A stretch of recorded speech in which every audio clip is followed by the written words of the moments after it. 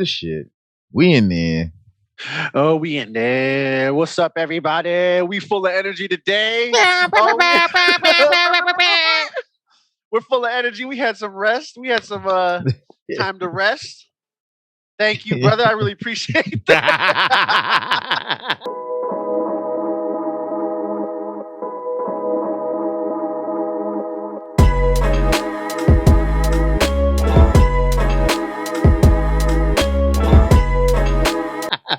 Oh man! So I wanted to do it. I set the time up for 10:30, thinking that they was gonna go to sleep at 10:30, but this little girl was up, like like kicking in my head and shit. I was like, go to sleep. And yeah, and then I started to doze off, and then the alarm went off, and it was like 11:30, and I was like, oh shoot. And she was still awake, so I was like, I text you. I was like, yo, hey, we gotta do this. See if we can do this tomorrow. Because I felt tired. I don't think I took a nap yesterday either. Because them naps, bro. Them naps are essential. Yeah, they are essential. I didn't take a nap, so it was Easter and everything. So we didn't do too much. We just think I had them girls, like not the girls, but my daughter and my son. They were painting eggs a little bit, and then that was all we did. We went to go get some food. We got some sushi and some churros. These churro spot, yeah, these churros are bomb. But that was it, man. But yeah, we just had a semi-long day, and we were just like, man. And I did for sure want to play some Apex too, but yeah. But that was it, man. So what's up with you? What'd you do? What'd you do yesterday? Did you do anything? Man, did I stream yesterday? I think I streamed.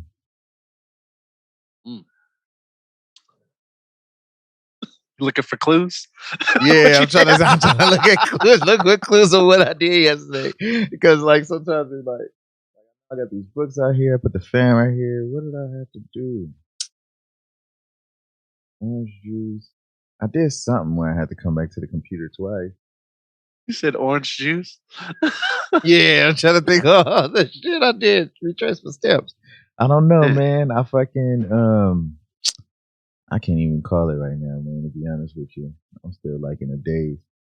Oh, all good. It was the Earth, Wind, and Fire. It was the Earth, Wind, and Fire thing yesterday. I missed it. I thought that was today for some reason. Damn. Earth, Wind, and Fire yesterday, which was cool. What was I doing before then? I was doing two other things. My sister reminded me about Earth, Wind, and Fire. Again. How was it? Who won? Oh, man. You said Earth, Wind, and Fire? It's a tie. Yeah. It's a tie. It's funny fans though. Won. Yeah, the fans won. I'm sitting there and my mom was like, she's like, they don't hold it. They trump. The Isley brothers trump Earth, Wind, and Fire. They don't hold a flame to them. And I'm like, what? And I'm like, I'm biased. She's like, I know. I'm like, I'm Earth, Wind, and Fire. She's like, I know. But her logic was she has a lot of sentimental memories tied to her first boyfriend, her high school crush. To those Isley Brothers songs, Brothers songs. Yeah, about time he went to the Air Force or whatever, or Navy, Air Force. Fucking, that's when Earth, Wind, and Fire came out. So she didn't have no ties to it like that. And I'm like, that's funny. That creates crazy. The bias. Yeah, Earth, Wind, and Fire. Them young dudes, like. My sister was clouded though. She was like, they need to sit down somewhere and look at her. She's like, Mama, you the same age as a clown. Oh, damn. And then Ryan Isley, man, that nigga 79. I'm like, damn, dude, he really is my grandfather's age. Like, fuck. And then his whole beard is like all gray and it matched with his mink and shit. That nigga was still styling Mr. Biggs. But, man, I gotta watch it. I gotta rewatch it because they have everything on Verzuz TV, right, or something like that. Yep. Yeah, I gotta rewatch that, man. I can't believe I missed that. It was grooving, and then you gotta watch Affion Crockett and fucking Spice Adams with fucking. They do the little remakes. Yeah, but then they had fucking Godfrey on there doing Steve Harvey, and that shit was hilarious. Because when you watch it, Steve Harvey kept interrupting him. He was like, he basically wanted to be like an honorary Isley brother that day. He kept interrupting, telling like childhood stories and shit, and he was like bashing hip hop a lot. He was like, this is my bash hip hop moment. Like, man, because, and there was people in the chat that was funny shit too. Cause like DJ Premier, he's like, man, my greatness comes from these guys right here, and they hits. You know what I mean? And somebody in there, DJ something said, "Man, if Steve take one more shot at hip hop again," I'm saying, because this is what he would do. He say, "See, back in those days, people would write songs," because this is what the dudes from Isley Brothers said. He said, "Well, I just want y'all to know that every time we wrote a song about a girl, we wrote to compliment the woman. That's what we were trying to do. We always wrote to compliment." And he was like, "Hey, and I'm writing the lyrics. My brother's singing it. That's already a good enough reason for the girl to listen to me." But he said, "See, that's what I'm talking about. See, because back in these days, you had to write lyrics." He was like, "I wrote the lyrics to Devotion, put it on a poster board, rolled my bike, went to the girl house." There wasn't no cell phones back then, so you don't know if they was gonna be home. I opened it up. The dad was standing right there. He said, "What the hell you want?" I said, "The girl got her homework. If you got it to her," he gave her the poster board. He left. He go to school the next day, and the girl says, "That was the nicest thing that anybody has ever done for me." And he said, "Because of them lyrics. I wrote Devotion. I wrote the lyrics to Devotion down." And he was talking about how important lyrics are, because nowadays you got mumble rap and they just bitches and hoes and all this. And like every time he would always switch it around to say how rap and hip hop don't have lyrics. And back in the day, the requirement to make a song back then was lyrics, you know? Yeah. Now you don't even need to know what they're saying. You just gotta move. Build a vibe. Yeah, build that vibe. Dang, that's crazy. Steve Harvey always been saying that since like forever. He's like, "I paid $48.50. He's like, "God damn it, you scream." So ain't nobody. They only had but one mic. Temptations only had one mic. Dude.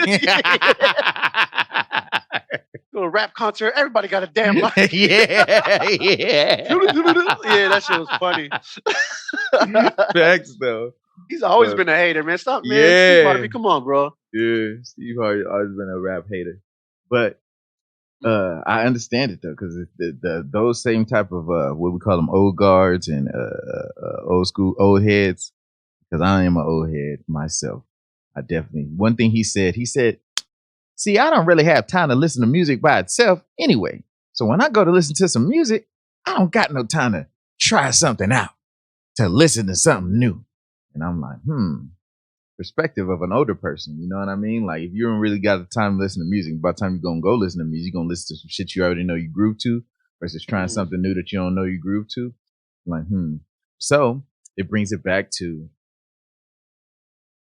because trip off this, I was looking at my producers that inspire me, right? Like, obviously I showed the shit with fucking Curtis Mayfield and his Jay Dilla Frankendank album. And so, like, you know, my Mount beat more. My Mount beat more is like fucking Dre, Pharrell, Timbaland, fucking Manny Fresh. Big hitters, man. All the big. Yeah, all the dudes from back then, super producers who was able to say, "Oh, I get $100K. I get $100K per beat" type shit. When niggas start saying that, like, man. And so, but then when I think about it, right, they make all these beats over their lifetime, and we revere them because they put in so much work. They failed more than we've created, right? They failed. They made whack ass beats way more than we made beats altogether. And so, you're right. So that's how they sound get real dope, because they get all the bullshit out, right? 10,000 hours is getting all the bullshit out, so you only left with good shit. But now, when I was looking at them, I'm like, man, because Dre, right? I love Dre, right? But when I look at Dre and his early work, that nigga was sampling his ass off too. You know what I'm saying? It's like that. Hell yeah. All that nigga shit was his fucking samples. And now I'm thinking about Diddy. Samples. And I'm like, fuck. All these niggas been doing. When they come in the game, and say, "Hey, nigga, I know you don't know me, but I know you know this. This is something familiar. But now this is my take on it. This is my spin on it." And so when they was bumping Footsteps yesterday, and then like you see Sway come in the chat and he's like, Cube did it justice, but this song still stands on its own. Like, you know what I mean? Mm-hmm. It's like when you get a track and you sample it, like, oh, can you do it justice and make it like your own shit that's making a new classic of a classic? And like, yeah. So it just made me think back to like sampling, man. Sampling some classic shit. I got some classic songs I'm gonna fucking sample that are classic, and I'm just gonna put my own spin and take on it. And then I was being more clear about what my spin and take on shit is. And it's like when you were sending in the DMs the other day, it's like, all right, I could teach people how to make my spacey vibe shit. And it's like, why would anybody want to learn my spacey vibe shit? And it's like, I don't know, maybe motherfuckers want to do R&B. I made an R&B track for today's cook-up session. Hey, let's go. And it's like to have that atmospheric, spacey, and then don't let me get all like cinematic with it, because when I combine those, then that shit is like, it's automatic soundtrack worthy. So then when you think about the application of that, soundtrack worthy, put that shit in motherfucking it's everything. You know what I mean? I don't know. My main thing going back is I don't be sampling classics. I sample off Splice. I sample off shit like that, but I don't be sampling classics. And it's like, fuck that, man. We still unknown, man. So sample some classics. I got one classic that I've sampled. I sampled that Thank You, Alicia Myers. Okay. Wait, so all right, let me ask you this then. So what made you not want to sample classics and sample just Splice? Is it just like that I could put this on like Spotify and stuff? That's the main reason? Yeah, that was the only reason. Because like, so when I was thinking about what I'm going to make my YouTube page, and like, that's why I asked you that question the other day. I'm like, because I'm trying to figure out. So I've been watching this shit called Think Media, right? Think Media is a YouTube channel where it's similar to Pat Flynn. So instead of Pat Flynn teaches you the meta about podcasting. Think Media teaches you the meta around YouTube. And their goal is to get 10,000 people to make over 100,000 motherfucking dollars in YouTube shit, right? And then they got other niggas that got plaques and all this shit, right? You know, the little fucking I got over 100,000 subscribers plaque or whatever. And so, the little play button. And so I've been watching them. I got this different camera. Oh, nice. Wait, you bought that? Oh, that's your DSLR. That's the T3i? It's a different one. Nah, this is an M50. Oh, when did you get that? You just got that? Like 3 weeks ago. 3 weeks ago, 2 weeks ago. Oh, you just hey man, let me stop you right there real quick. You just be coming out with new equipment out the woodwork, man. Do I need to hit up Des for this plug like that you got, or is it? Is there a certain way I can make money? A certain way that I can? Oh man, yeah, dude. Basically, this is what happened. This is what happened when I was filming. When I was filming me playing piano. When I was filming me play piano, I had went and got me a camera. I had got me a Panasonic camcorder, 1080p. It was like $200. You were saying it, yeah. So I had got that, and the problem is when I was filming, like if you go through the regular cam link by itself, the signal will come in interlace. So then like the signal will be weird. So you got to do this little trick in the game capture where it fucking gives it where it be progressive and it won't give you the little shik lines. Now, the thing I was tripping off of is like, I'm looking at it, I'm like, 1080p, 90 times zoom and all this kind of shit, blah, blah.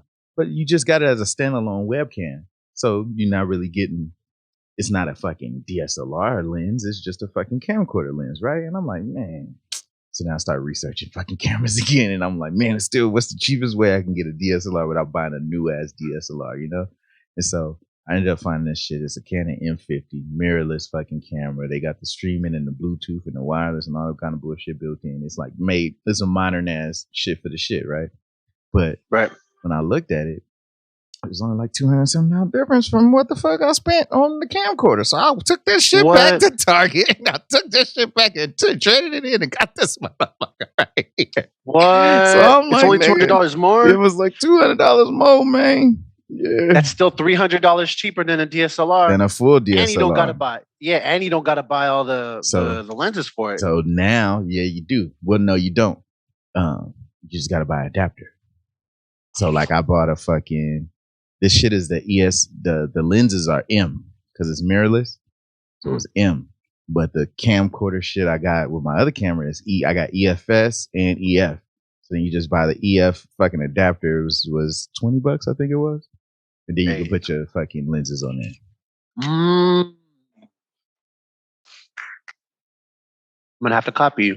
Link in the description. Yeah, right. I'm gonna put my Amazon link in the description for real, nigga. Yeah, hell yeah. Get paid, bro. Yeah. It comes with an 18-45, but like yeah, man, it was a clean ass motherfucking camera, man. The M50, they got an M50 Mark II and an M50 fucking regular. Either way, they fucking work. You know what I mean? And you got the they got the swivel freaking swivel screen instead of the fucking standalone shit. Because it's more built for vlogging. Like they got this 15-45 is what it comes with. They have an 11-22. When I was watching Think Media, the dude on Think Media got the little reviews, and he's showing you like when you got the little fucking blog camera for like this close and shit. Like it's this. If you hold this shit in your hand and you fucking put the camera on, you feel like a full ass fucking professional YouTube blog ass nigga, man.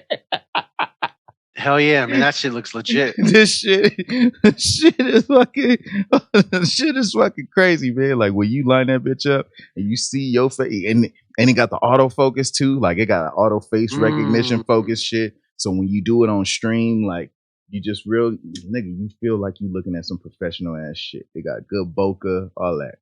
So, I fucking broke the camera fell. Oh, and that's concrete, huh? Yeah, it's concrete out here. So when the shit fell, the fuck, I broke 2 cables, man. The fucking USB and the micro HDMI. So I got some more on the way today. But I'm like, Thank you, Amazon, right? Yeah, shout out to Amazon. If we can't get it today, I don't want that shit. Shout out to the I don't want any of it. That was the thing too, man. I sat there and 3 weeks ago when I was in there with the fucking Panasonic, and I'm like, I was just looking around and I'm like, okay, I got everything that I need to like really go hard, like ham at this shit, right? What do I need? What is tightening the loose screws? And I'm like, nigga, you know that fucking camcorder is cool, but like, nigga, like, you know what I mean? Like, you got all these lenses that you spend thousands of dollars on that you don't even use, but if you got some other shit, you can still use it. Like, why not? So fucking, yeah, dude, I went on Target. I boxed that shit up and went to Target. But then when I went to do it, I fucking had to go to Target, go back to the fucking ATM, go back, like all kind of bullshit. So it was worth it though. But yeah, man. Yeah. Yeah, nah, just fucking sorry. Back to Think Media. Think Media gave me a lot of ideas in terms of, because you're right, man. Like I think we was talking about the last episode, or we was talking about on the game where like you getting your website ready.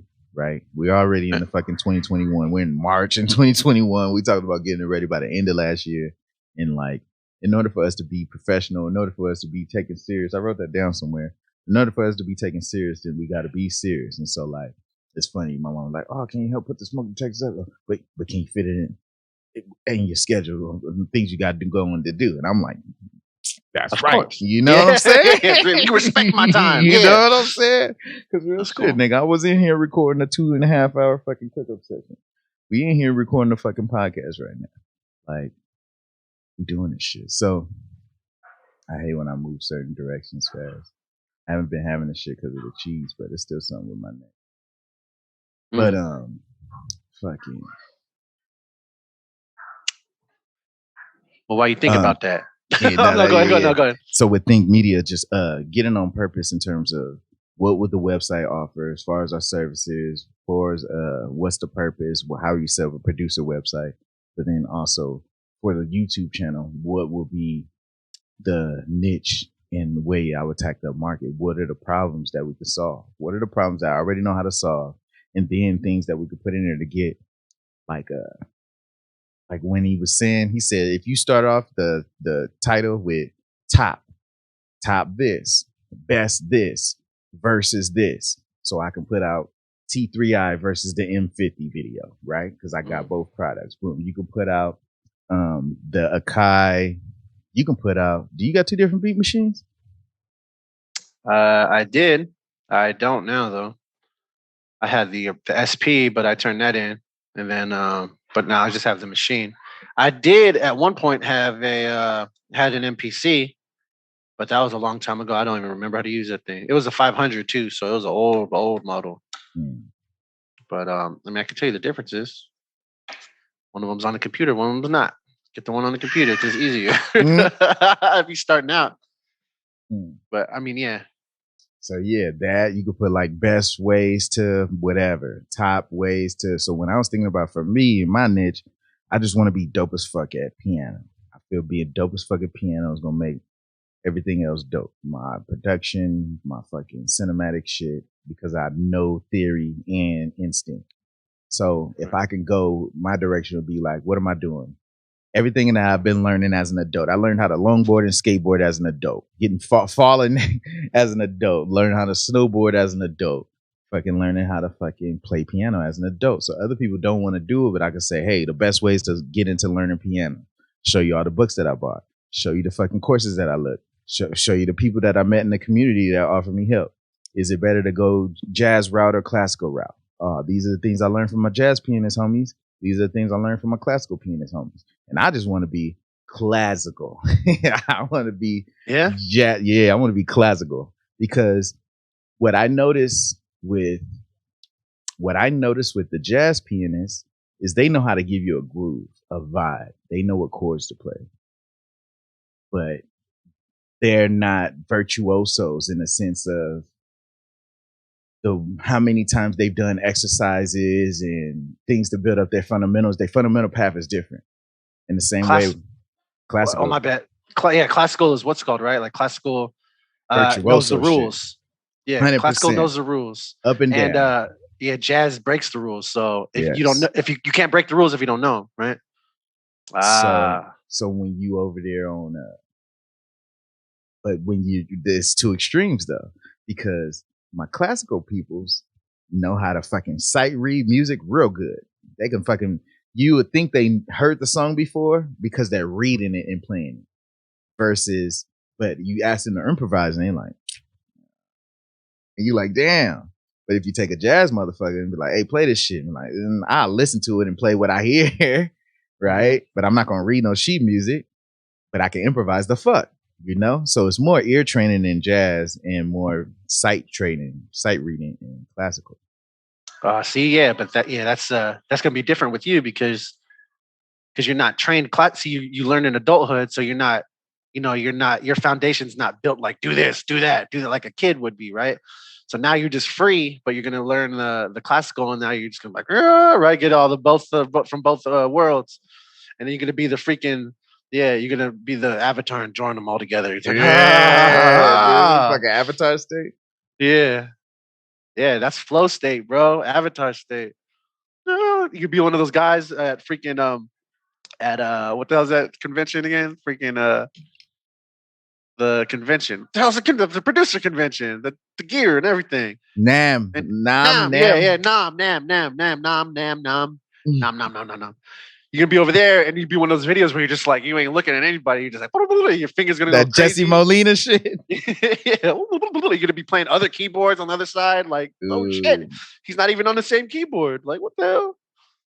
Yeah, that's dope. I be noticing that shit when I watch people cook ups. Like Ocean just released his plugin, and then when you look in the video, his promo video, you see niggas who got racks, but they racks just hold Prophet, Moog Mother, all these different synths, Juno, right? And it's like, damn, nigga, like I just be finding one spot just so I can put my 88. Like these niggas got like, you know what I mean? They'll be playing like this, like freaking monkey hangers, and like then fucking, and be like, hold on, I got this vibe, huh? Right? Shoot, let me get that real quick. Put the feet up. Hey. Man, that's good. Hey, dang. That's dope. That you see that with all the research and everything you're doing with the website. Yeah, I haven't proceeded with it. The last time I talked to you about doing the website, I haven't gone through it more. It's because I didn't do any more research on what I wanted, like what you're saying. So this makes it a little bit more clear about what you be clear what you want, and then just move in that direction. And then that's the direction that you should go to, right? And dude, you posted thing that really helped me too recently was this thing that you posted, Nipsey. It was just one of his interviews where he was talking about he's on make a decision. It's that one, talking about like make a decision, pick that, and then just live or die by the decision, that kind of thing. And I was like, damn, it's so confident. You know what I mean? Like, I need that shit. And I was like, I'm gonna do that shit. Like I gotta. It just, it's just one of those definitive things where in a world where things aren't definitive and you just got too many places to go. If you make a decision and go that way, then it just reasserts your focus. And then, so I advise that for everybody. Freaking pick a decision and live or die by that. You should, I mean, and when you start to feel lost about this shit, do it again. Like, it may be different that time just because of the different stuff that you go through and all that, but at least you have a path of what you want to do. So that'll take away a lot of the stress and and all that. What do they say? What do they say? Depression is in the past, and anxiety is fear of the future, right? So does that make sense? So you get depression from worrying about the past, and the anxiety about worrying about the future. So you got to stay present. Facts. Preach, brother. Yeah. So, and that's what I was saying with the post yesterday on how fucking when you go out to nature and you hear and feel what all your five senses is telling you at the moment, then you are present. Right. That's good. Yeah. Nature, like natural stuff. What was I doing yesterday? So it was Easter. And I was playing with my daughter. I was playing with my daughter, like, freaking messing around there, blah, blah, blah, blah, like tickling her and stuff like that. But I felt present, and I enjoyed it. I thought about it, and I was like, "Dang, I'm enjoying this." And I smiled. I was laughing hard. You know what I mean? Like, felt like my old self again, laughing hard. I used to laugh hard every day. Where you just like crying shit like that. You just like on the floor. Like I felt that again. I was like, "Oh, dude, it's good to feel like that." It really is. Laugh hard. I used to laugh hard every day. And I felt that. So yeah, let's take a moment to reminisce on that. But I have my anniversary coming up with me and my wife. Let's it's go. this month. Yeah. So how many years is that now? 2018, 19, 20. Let's be like 4 years, 3 years, 18, 19. 3-year anniversary. Yeah, 3 years. Let's 3 years. go. But man, remember, I don't know what episode we were talking about. I was like, you know what I'm gonna do? I'm gonna make a playlist. Remember we talking about making playlists for our for your significant loved other? ones, like, yeah, nobody does that no more. I'm gonna make a mixtape. So I thought about, I was like, yeah, hell yeah, I'm gonna make a mixtape this time. So I bought an MP3 player. She don't listen here anyway, so I'm gonna tell you guys, shh, don't tell nobody. All right? Don't tell anybody. So I bought an MP3 player, and a little mini SD. It takes a mini SD, so I got like a 120 something, and I ordered it. It's on its way over here, but man, here, let me get this real quick.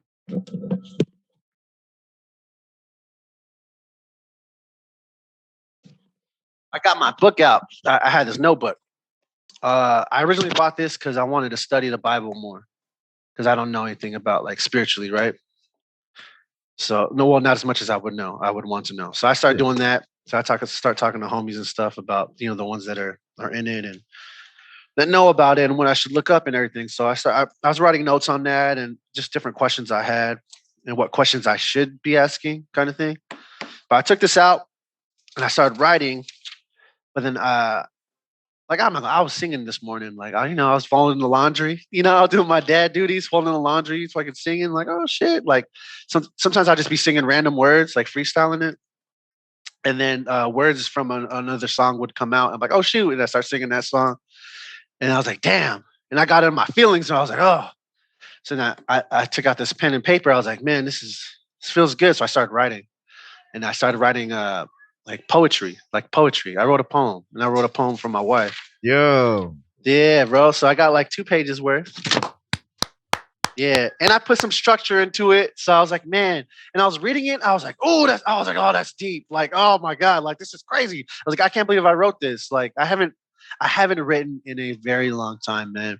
A very long time, especially not no poetry. Talk about writing a song. I haven't written poetry in a long time, since like a little bit after high school or something. But this one sounds like this has structure. I use the beginning at the end. In the middle, I use references. And then I had to remember when I was writing it, I was in flow state when I was writing it, but then I had like conscious flow state. Does that make sense? Yeah. So I was in flow state, but I was able to figure it out in between it, like when I was writing. So I put the beginning at the end. I put I had to make it rhyme on certain points, but certain rhymes that had emphasis on the meaning of how I felt about certain things. And I put a lot of metaphor in there. Man, man, I had metaphors and metaphors. No, not metaphors. It's like a what is that called? Here, let me see. I use that deep lake line that freaking that one that what's his name did Elzai. Remember that the Philippa Deep Lake? Yeah. I did use that line though. I did use that line. I said Deep Lake sweepstakes. yeah, but I Yeah. use Deep Lake. I use Philippa Deep Lake. I use that. Uh Here, I'll read one part, just that line. I said, I fell in love in May. I'm talking when you first take a bite out of a cake, so rich you have enough money to fill up a deep lake. So, Hey. so I bit that, but it fit. Yeah. So it's Nah, just like man. Other people be able to put stuff in perspective to help you express yourself, man. sampling, Sampling. sampling. And it goes back to sampling, man. Sampling is the foundation, bro. Man, I had the best music I ever put out before was from when I sampled stuff like that from songs like Isley Brothers or like Stylistics or even Earth, Wind, and Fire, um, Temptations. I sampled before, sampled the OJs. I sampled uh, what's it called? Melvin, The Harold Blue Melvin, and the Notes. Blue Blue Notes. Notes. Yeah, the what's it called? The Pointer Sisters for their drums. They got good drums on there. I don't know who the drummer is. I forgot, but um, yeah, I used to just. I remember just sitting there. I would have free time sometimes, and I would just sit there like this, clicking away, YouTube digging, right? Of like 1970s, blah blah blah, like soul music, and then I just go down that rabbit hole, like oh shoot. And there's a lot of songs. I remember I bought a record from excuse me, Jermaine Jackson had his record. Man, a lot of who was it that wrote a lot of that song music? I think it was like Babyface or somebody that did Jermaine Jackson. He had an album that had I don't know if it was no, it wasn't Babyface. It was somebody else who was really big, but he wrote a lot of good songs. And that, I don't know if that album was I wasn't from that time, so I don't know if that album did well or not. Seeing how it was Jermaine Jackson's solo album, you know what I mean? Let's get serious. Yeah, but yeah, man. Hey, Foundation though, foundation is I heavily support that. I'm heavily in that foundation, like because when if you do your foundation, like you're saying with classical, it help builds upon. You can build that. If you have a strong foundation, you can build a high rise building, right? With thousands of floors if you want to, depending on how strong your foundation is. Well, and I've been fucking doing my breathing exercises my whole time, man. So times when I'm getting excited and shit, I'm trying to curve it. But I am excited that you wrote some shit.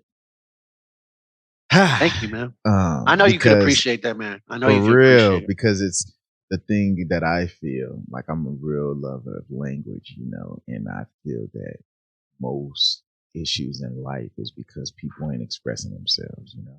Remember we was talking about depression is living in the past, anxiety is living in the future. But when you're writing, you use things from the past, but you're in that moment. You know what I mean? You used the Elzai line, but you were still in that moment talking about how you fell in love in May. You know what I'm saying? Yeah, That was something new created, but it was a form of expression that you probably haven't even said. You ain't said to your wife straight like that, you know? that's why I think it's going to have a big impact on her. That's what I want. I want that impact. And it's not something I do all the time. It wrote like I haven't made honestly, I've never made her music. I've never wrote anything for her like that before. And it's just like, dang, how come I've never done that for her? That's Like I trippy. yeah, try to keep it separate. I don't know. Like I don't know why I've never done that before her before, but And even if she listens to this, she'll appreciate it. Because I wrote this shit. I didn't type this shit. I was like, let me get a notebook and write this shit down. This shit has editing on it, like lines through it, and you know how good that feels to put it on the paper. And what they say, they did statistics on people that type, like and writing out the words. Like if you write out the words, it sticks with you a lot more rather than typing because you don't get the full motion of actually literally etching it into your brain, right? Literally. Yeah. Because typing, there's no differentiation in typing. You press one button, that's another button, that's another button. The only thing that's different is the stickers on the button to tell you what letter it is. But when you're writing, you write a T different than you write a fucking I and write a J and shit. Like, you know? Yeah. And you could tell I was going in because at the first line, it was pretty legible, and then the next one is getting a little, a little crazy. You know what I mean? I was like, oh shoot, it started flowing out. Yeah, yeah. I was like, oh damn, and then this chicken scratch. I think only I'd be able to read. Nah, well, it's not that bad. But man, it feels good to write, man. You texted me yesterday, man. You said we need to make a freaking auto-tune track. I was like, man, that would be dope. And then I'm watching the verses yesterday, and they said no auto tune anywhere, and I was like, oh shit. Well, we ain't them classic guys because let us have our help. For real. We need some help. It's okay to ask for help. Dang. That's a man. Hold up, man. Now I gotta think about that for a second. Plus, give me a chance to breathe. Yeah. Go ahead. Fucking shit. You never wrote about your girl? You never made a beat dedicated to her? You never made no music that was like, because this girl ain't even my girl, nigga. And I wrote a whole ass record and performed it, practiced it, and fucking memorized it, all kind of shit. I know that like the back of my hand today. That ain't even my girl. You're right. Yeah. You're right. You done did a lot of you know what? I think I don't know. I don't know why. Maybe because if I had to guess, it might be because we just had a better way of communicating with each other. Yeah. So I don't necessary. know. This is like but I feel like I'm at my this is like the full because you know when you know when we make music, we're in a vulnerable state. I don't know. Maybe I'm at a point where I'm just like, dang, I just need to be able to express the full extent of myself. You know?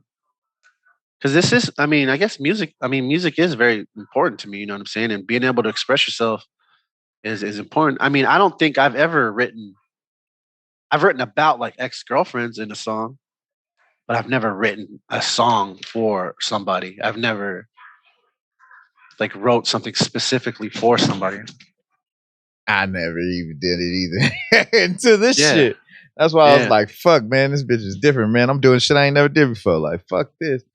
But hey, you subconsciously probably freaking what's it called? You brought me out, bro. You brought me out to do it. You showed me how to do it. Don't just breathe, brother. You're not making it laugh.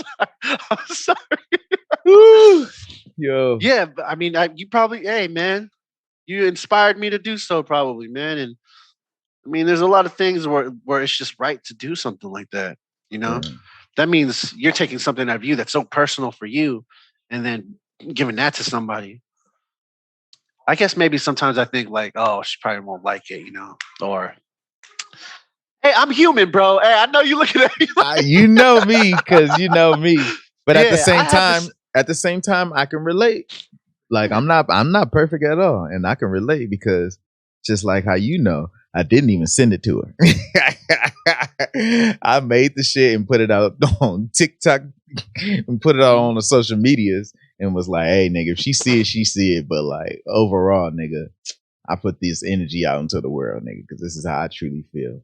And it's like, I don't have no regrets on it because I was being my full, real, authentic self. I was rapping. I was making the shit make sense. I was saying how I really felt.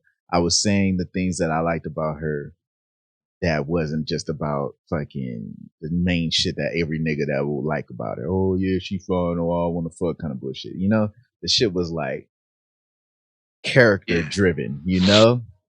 And it should be. Shouldn't be that what Steve Harvey says, mumble rap, meaning like it's whatever you want to say to it, like, yeah, cosmetics and all that. You know what I mean? If you really, and that's with every, I mean, if you really care about somebody, you don't talk about that. You talk about other meaningful shit, you know? Yeah, man, what happened to these younger generation? Well, I don't know. I don't know. I know the music and I know it's, well, I can't say it's media driven as much anymore because everybody has a recording studio and you like what you like, but I know everybody isn't like that. There's more people like us. Actually, you know what, man? I do have younger coworkers and stuff, right? And they're all like, "Oh yeah, nah," like, "Oh, Nah. cold hearted." You know what I'm Yeah. saying? Like, then I'll heavily put them damn quotations on there, like Man. trying to be cool and shit. Trying to Like, act like it because deep down, all humans want community. Deep down, all humans want safety to know that people in your community got your back. At the end of the right. day, and your spouse is like the number one person in your community because it's the person that you communicate with the most, the person that you share energy with the most. And so the way society has made it nowadays with the player schemes and all this kind of shit, Yeah. the Netflix and chill, the friends with benefits, all that is devalued, or it's tainted the perception of what relationships should be. Because although, yeah, niggas can have the player life, but every person that lives the player life knows that you don't feel fulfilled. They know it because you're in it. You're doing something that ain't like, you need one to hold you down. The player life, you don't ever build enough with them to have them want to hold you down. You only building on real shit. So it's like, yeah, to be too cool for school and act like, oh yeah, nah, don't get all involved, don't get corny, don't fucking tell them how you feel, and like, but That's bullshit. Yep. so this is my phrase on that is like, you think you strong. Let me look at the camera when I say this shit. You think you strong because you hide your emotions. I know I'm strong because I share them. I got the courage enough to share my emotions. I got the courage enough to be real about my shit. And hiding that shit is some fake ass fucking fear based, ego driven ass fucking bullshit. But then you want to justify it in your mindset to be like, oh, but I'm being strong by hiding my emotions because I'm not getting all caught up and all that shit. It's like, shut the fuck up, bitch. You caught up. You just hide that shit off the motherfucking screen, motherfucker.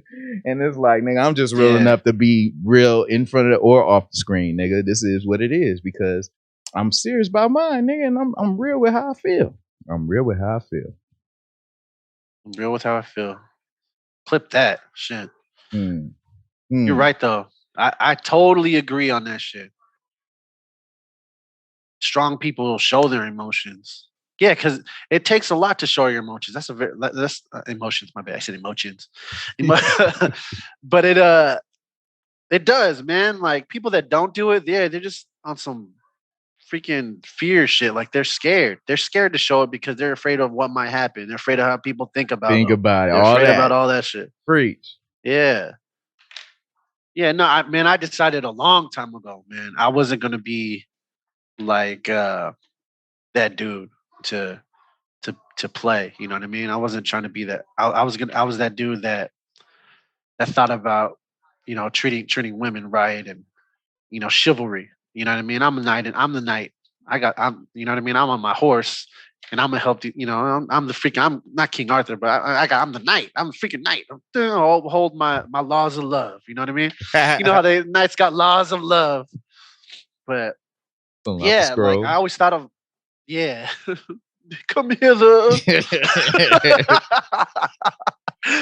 nah, but I'm serious. Like, while other people were like, "Nah, man, blah blah blah, bitch, bitch, bitch, bitch, bitch," right? I was like, "Nah, man, you're stupid." Like, but then a lot of the guy, like my friends I hang around with, they see that too. I mean, yeah, they might have smashed like a bunch of women and stuff, but they like you said, they want something more fulfilled. That just happened to happen. You know, sometimes that just happens, right? Like it's not. They weren't just like, "Oh, I'm a hoe out," like fuck girls. Like I'm just gonna do whatever I want to do. You know what I mean? And I ain't never gonna get married and all that shit. They hold relationships like near At and a dear to different them. level, yeah. And Yeah. some of them do want to hoe out because they've been in a relationship and then it fucking tainted they shit and they was like, well, fuck that, I don't want to trust no more and I don't want to love no more and I'm just gonna fuck hoes. And then after you go through the whole phase, you're like, man, I want one. I want a solid one that's gonna hold me down, man. I want to be able to get Yeah. that home cooked meal one time. I want to fucking get belly rubs. I want to fucking I want to rub the booty. I want to put my head on her titty real quick. Like, you know what I'm saying? And it's like the intimacy. I think intimacy is the lost art of the shit. And it's like my So do you? thing. Oh, Go my ahead. bad. Go ahead. Go ahead. Go ahead. Go ahead. Go ahead. So do you think that music now? Let's use the word intimate. Let's not use that in like a like a male and female, or like a relationship type thing. Do you think that, well, the relationship between music, you don't think there's any intimacy between the artist and the music anymore? I don't know. I can't say because I only listen to old school shit for the most part. Like I don't really know. All right, so what's the most newest song I know? Fucking the newest song I know is I can't even name it because songs come and go. It's so hard, right? that's what Like I'm it's so hard to. saying. But I'm trying to think of like a new song that I know that I actually know. Like, oh shit, yeah, that song. You know, She my best friend. That song I don't from know that fucking song. Sweetie I don't know and that fucking song. Is it Doja Cat? I think it's Doja Cat, right? Hmm. The last Doja Cat song I know from Doja Cat is "So High." That's the last one. Mm. It get me so high. Um, I don't know the last new song I know. Like I heard that song on the radio, but I only heard it one time. So I was like, dang, this how it sounds. So I don't really know it. The Busted song, Busted. Oh yeah. Oh, you just know because of I the know. clip. I know. I just know just Talk a about the whole section. phase. I just know a section of that song.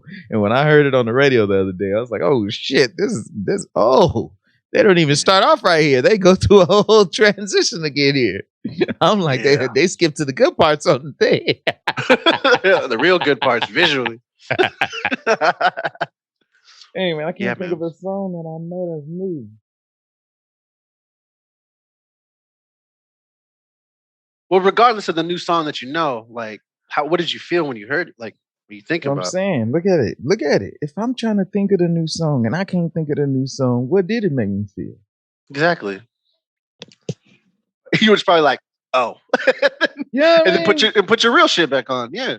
because because Steve said, he said, see y'all, this is soul music. This is written from the soul. That's why the lyrics, he said, it got heart in it. The stuff that made today ain't got no heart in it. If you don't put no heart in it, it ain't gonna have no heart in it. That's what is your soul. And I'm like, damn, my nigga, like, I good agree with that shit. too. That's why I remember R&B songs more than I know rap songs. Because when I Good heart sing in it it. too, I feel that when I'm singing it. Like I don't Mm. feel that when I listen to rap. And I'm gonna Mm. be true. Like I love rap, but like hip hop, I love that shit. But it ain't gonna make me feel the way that R&B and all that freaking all that shit sound. Like it doesn't make me feel the same way. It doesn't. Because if you Okay, sing good. it and you feel it, or even when you listening and you hear them singing it and you know that they're feeling it, isn't Yeah, that just like a game changer? Like, damn, this fool was crying. man. I Well, not even. miss you. Yeah, Aaron Hall. I'm He was talking to crying on you, there. baby. Oh man, I felt that to the fullest. And so that's what I was thinking about was, because like I said before, I can't make lovey-dovey ass songs unless I'm in the fucking spirit of it, man. You know what I mean? And it's Yeah. like part of me was like just holding that at bay for the fucking muse aspect because it's like, all right, I know how I feel and what I feel is real, so I can make real ass music based right here on how I feel. It's like, man, I think it's the factor.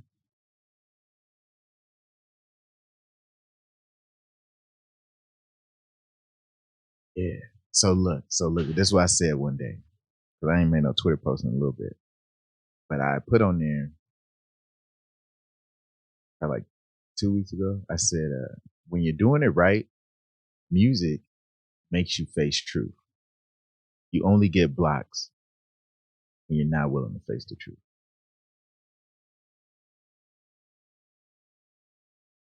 Yeah, you have to be true with yourself when you're making beats, for sure. Because if you reach blocks when you contradict yourself and not let it flow. You want to make a certain type of song, but that song doesn't want to make you, that kind of thing. And just Sometimes, like, go ahead. no, I was I say sometimes no. some. Oh, sometimes the song makes you. Most of the time, the song makes you, I should say.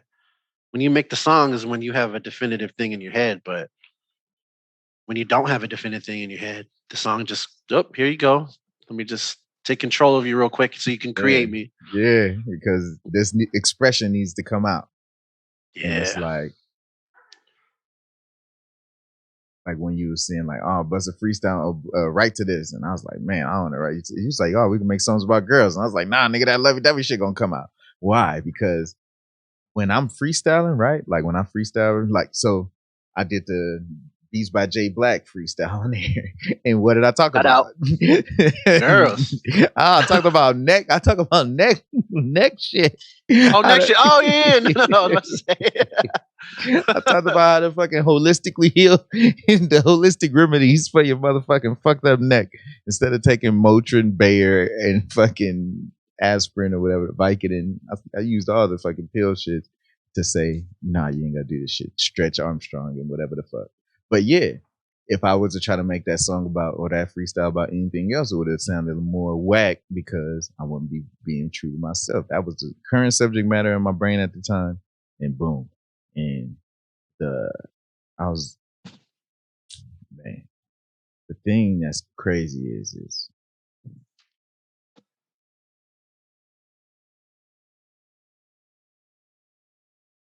that back in those days, in 7th grade, where I was already doing music, but you're right, like I never made, even by the time when I was with the other girl, I wasn't doing music that time. So that whole 7 years I was with her, I didn't make her shit. I made her mix CDs, maybe something like that. But to make a track intentionally, specifically about somebody and how you feel about somebody, it took me back to what they said Earth, Wind, and Fire and Isley Brothers is. Because when you look at Earth, Wind, and Fire and Isley Brothers, I categorize them as this. Isley Brothers is shit that we finna play so I can, get the groove on. You know what I'm saying? Because it's about the women. It's gonna empower you, woman. Boom. But my niggas Earth, Wind, and Fire empowering. This is self encouragement, self development music. You're a shining star no matter who you are, shining bright. You see what you could truly be. You know what I'm saying? It was, and I fucks with encouraging shit. Like, you know what I mean? Taking care of my kidneys, anything. My shit is, I'm trying to encourage a motherfucker. Yeah. Shit went. That's why I said it was deep, because when I started out the shot, they said you make it specific, then it's universal. So I got real specific. I felt specifically about one particular person, but then when I listened to it with a bird's eye view, I'm like, I can see how people can relate to this if they feel this way about somebody that they fucking with real. You know what I mean? It's like the shit is specific to her, but when you say this certain shit, it's like, yeah, insert your girl here, you know what I mean? But you can tell this nigga really feeling this because this nigga memorized it and fucking, like, you know what I mean? Like, nigga, you know what it takes to fucking spit a 16 flawless nigga 17 fucking times to make sure that take is gonna be the one, nigga. Fuck.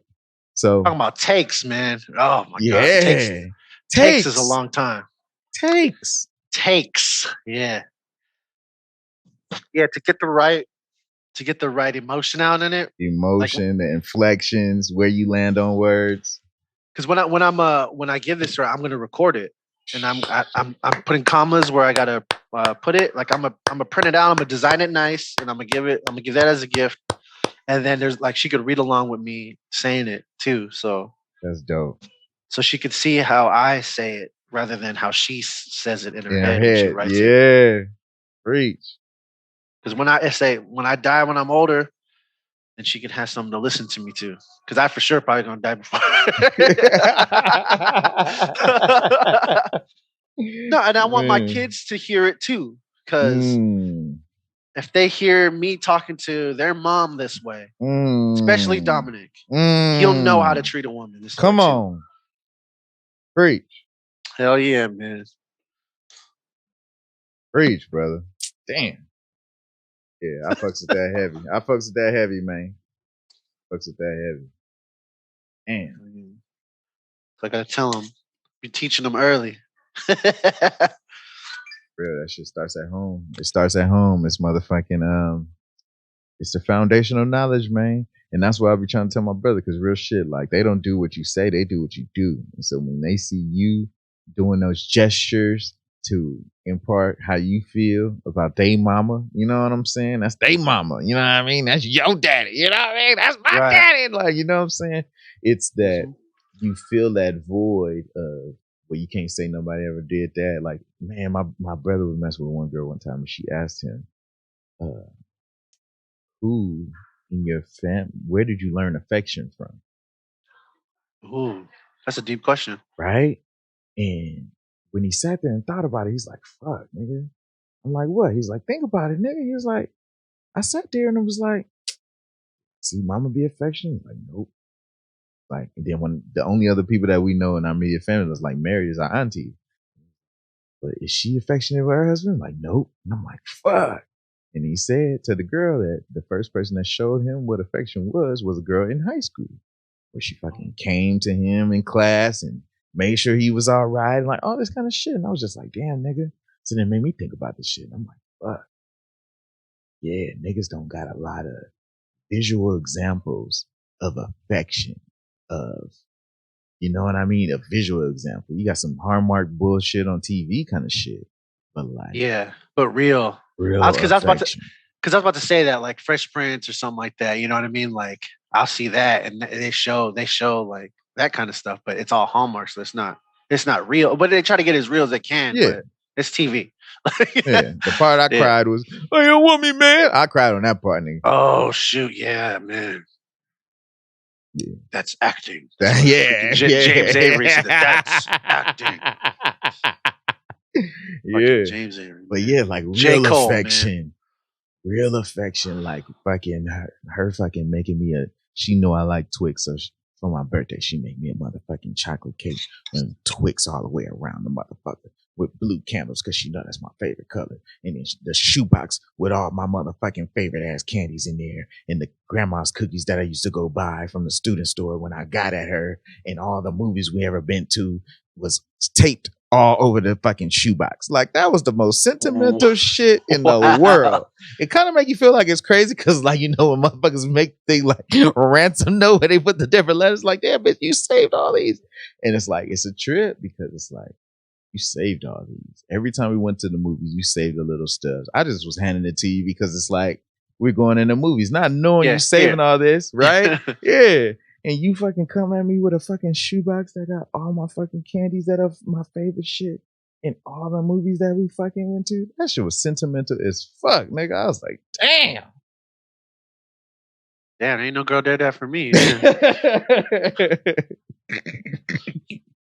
Damn. Shit's crazy. Who's that? No, I'm just playing. Right. God, man. But the thing that's a trip, man, because I was talking to Demetrius and he was like, man, he had sent me a thing one time that said, like, it was a meme, and it said, hey, just get with just if you're a black dude, just get with black girls, so that way you ain't got to deal with the whole racist family part. You know, I like what I like, and black girls is in there too, my nigga. Like, hey, don't discount, but I like what I like. I can't not like what I like. You know what I'm saying? It's like, nigga, exactly. I grew up in Inglewood. I definitely know Spanish for a reason. You definitely do know Spanish, man. You definitely do know Spanish. I don't care if you lie to me again. Don't lie to me again, man. It's Cantonese. It's Cantonese. It's Cantonese. I don't know what you're talking about, man. I don't know what you're talking about. It wasn't me. That was my twin brother. He worked here too. It's a different shift. What's his name? Bimothy. Tomothy. Tomothy. Fuck Timothy and Bimothy. Jimothy. But yeah, dude, fucking the thing that I trip off of, because he was saying, like, when he got with his girl, the fucking girl. The parents was a Puerto Rican dude and an Italian dude. And they said, we don't like interracial fucking what's it called? So he's kind of looking like, nigga, y'all motherfuckers is interracial. What the fuck? Y'all niggas ain't the same shit. What are you talking about here? Nigga, you can speak Italian, you can speak Spanish. Nigga, that don't sound like same racial, my nigga. Like, what the fuck?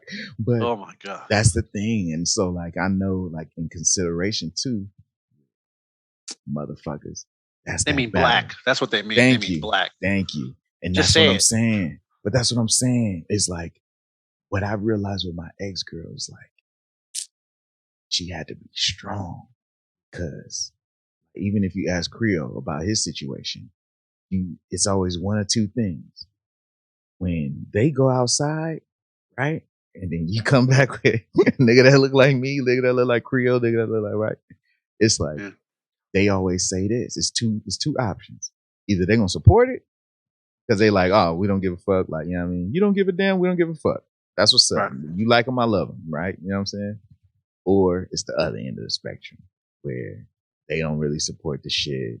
They don't want to fuck with it because they low-key racist against whatever you are. And the girl is going to be stuck with a dilemma. And that's why you got to be a strong woman. Because the dilemma is going to be, all right, are you willing to dish your family and roll with the dude?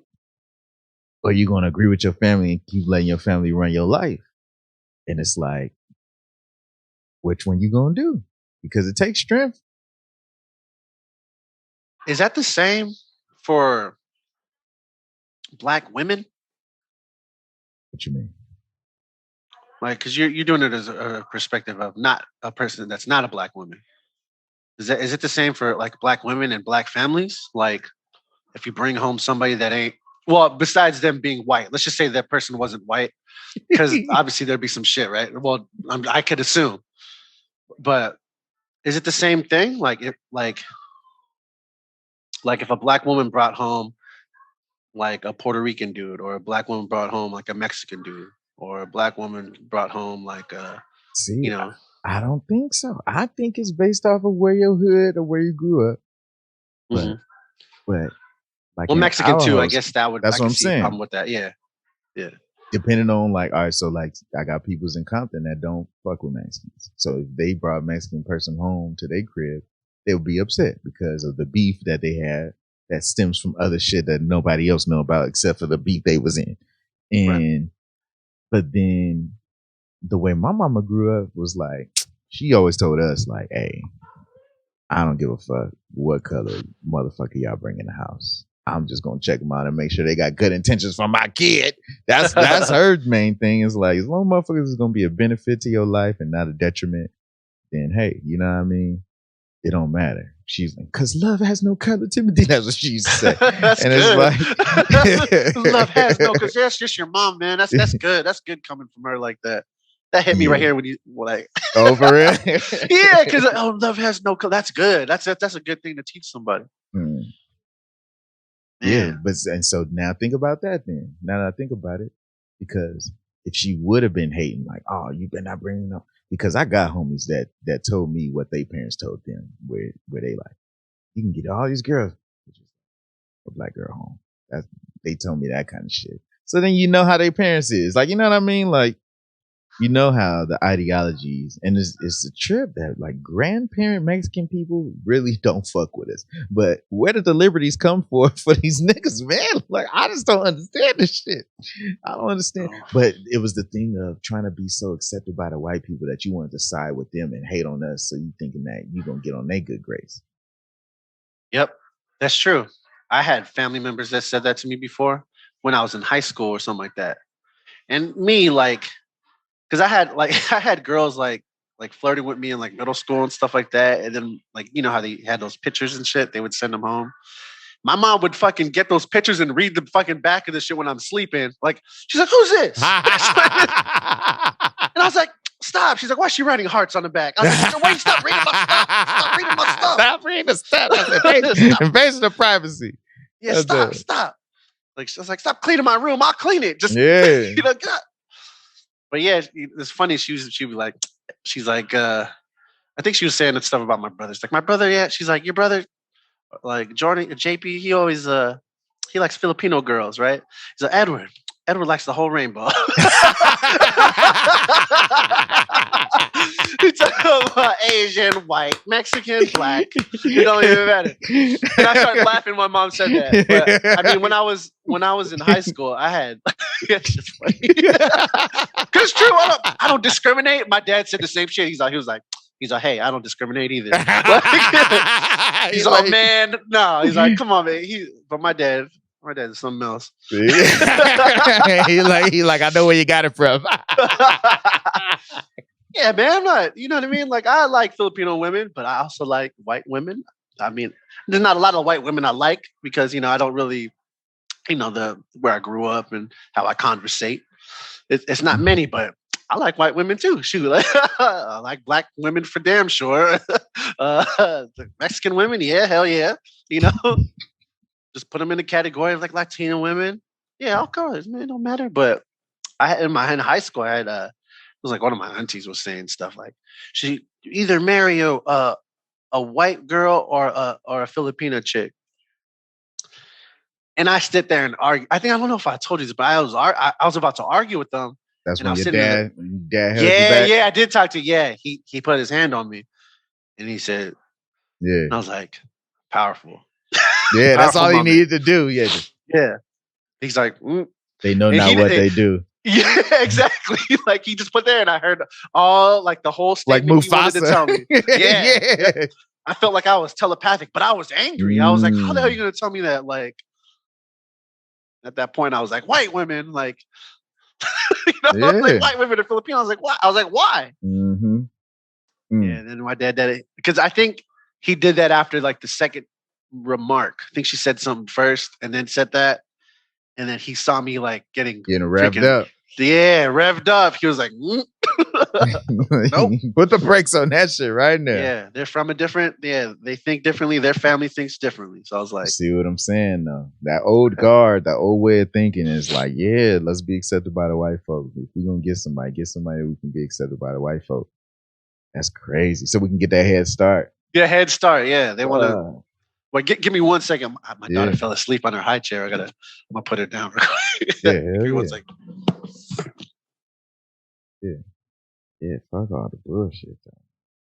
Yo, for the motherfuckers that can see the YouTube video, nigga, I was tripping. I was laughing, and the not breath that you get from laughing made my fucking heart start tripping more. And I'm like, hell no, my nigga.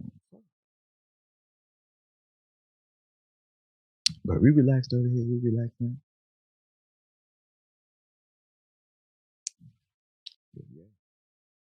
Hell yeah. Oh, I can't probably count.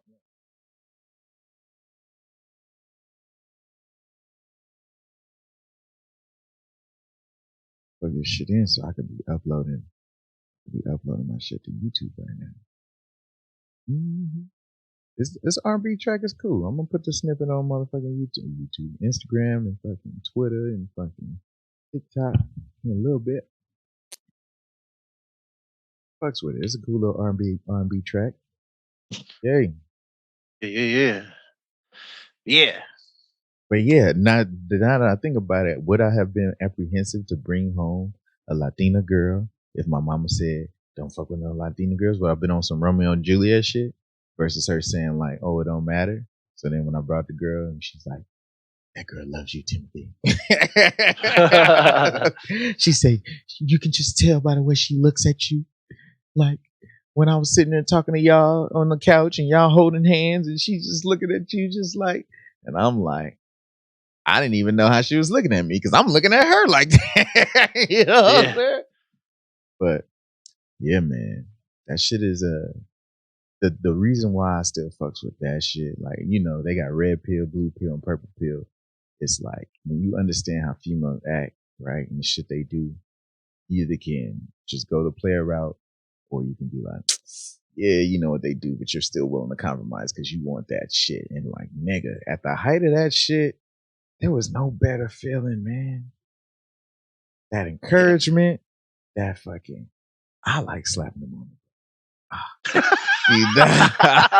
I like the booty grab, the slap grab. you know, the because when you wake up in the morning, like, man, you know, after you've had so many excursions with them, you know what I mean? Like, you wake up in different states. Sometimes you wake up butt ass naked. Sometimes you wake up with just drawers on. Sometimes you wake up socks. Hey, whatever it is.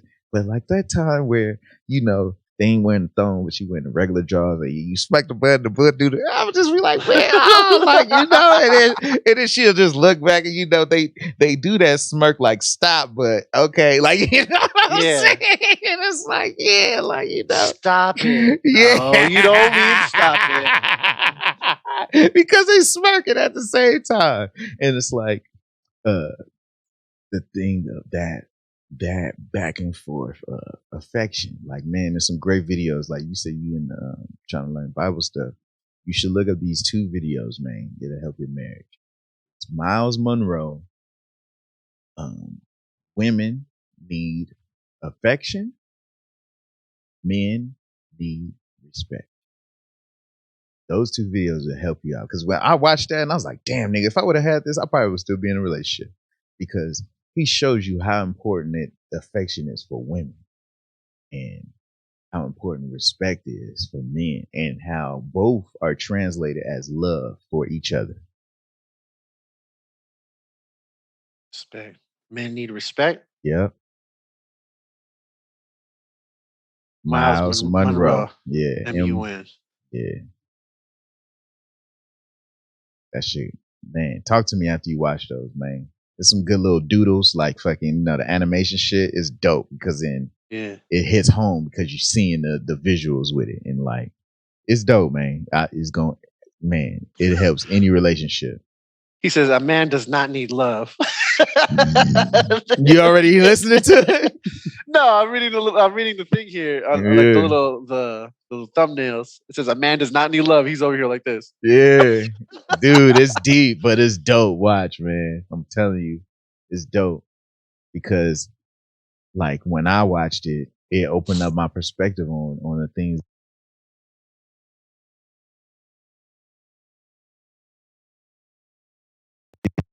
On freeze on me, screen freezing. There it is, yeah. There we go. When I watched it, it gave me a perspective, like the things I was doing right and the things I was doing wrong in a relationship, you know? Yeah. No, I mean, yeah, we all can use that for real. Dang. Nobody's marriage is perfect. And everything can get improved. But yeah, it's gonna help perspective wise. And like the thing that you're doing with what you wrote is a part of that video when you watch it on how women need affection. You know, it's crazy when you think about that. Like, you've been with somebody so long, and then after a while, you think they don't need that anymore. Like, you guys just automatically love, but you need that constant, not constant reassurance, but constant reinforcement. Reinforcement. It's not reassurance, and it's not reminding. It's reinforcement. So that reinforcement, you know, that foundation, because you got to reinforce the foundation because over time it does decay. Come on. Yeah. Damn. What the hell's going on right now? Damn. Yeah, man. Let's go. Oh, I have a line in here, man. Oh, here, let me read another one. It's 2 pages. I wrote quite a bit. No, I had so I referenced how like moments in time, like I referenced that memories are moments in time, or like we are moments in time, basically. And I put moments are places in time, and I will reminisce, remind, and remain. So I put that. You know, a little alliteration. You know what I'm saying? That's what reminded me of it. So like, yeah, that's what I put. That's what it reminded me of. Because I put reminisce, remind, and remain. Yeah. Powerful shit, man. I read that. I was like, oh my gosh, you bet this one better in it. Yeah, man. Yeah, that shit's crazy, man. It's crazy what you could come up with, right? How you truly feel about something. It's crazy what you could come up with without you even like planning it out. It just your own mind just speaks. Your own heart just speaks. Your own soul just speaks. That kind of thing. Your soul speaks because when I'm hearing the shit you talking about, remain, reminder, and reminisce, you said it in a different order, but yeah, like, But I'm there to do those. Yeah, see what I'm I'm there to do those saying? for yeah.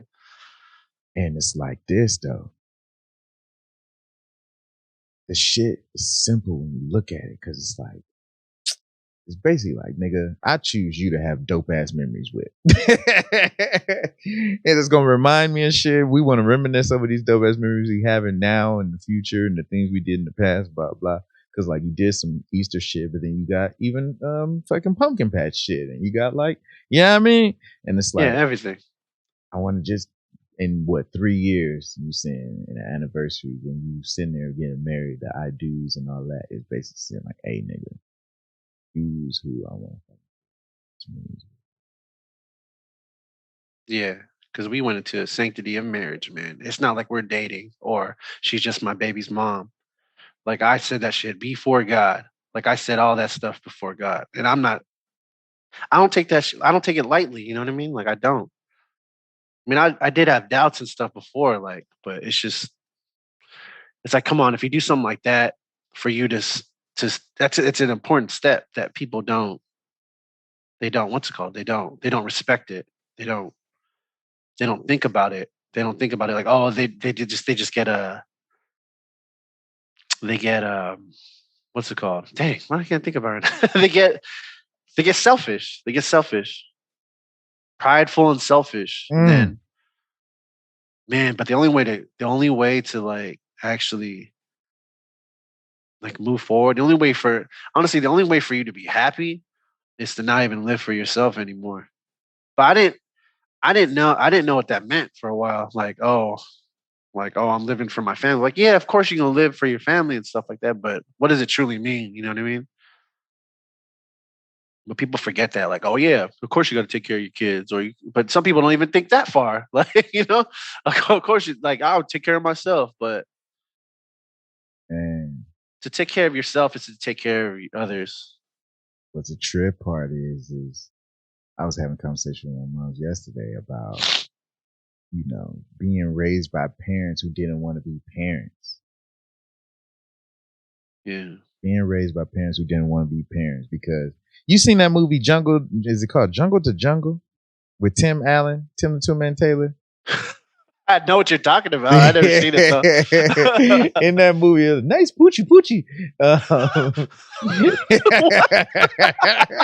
What? Yeah, that's what they say. What's that got to do with anything? Hey man, look, you over here talking about we talk about all these movies, and you come out with Jungle to Jungle with Tim the Toolman Taylor. Tomorrow, I never seen all those ones. Tim Allen. So in that movie, there was a portion where Tim Allen basically like smashed some girl that's from some island kind of shit, right? And he was living his old corporate ass life, and then basically he found out he got a kid somewhere on the island. He goes to the island and like try to be the dad or whatever. But there's a portion like the kid don't really speak English and shit. He got gifts pots to girls to show that he love them and shit like that. Like that's their culture.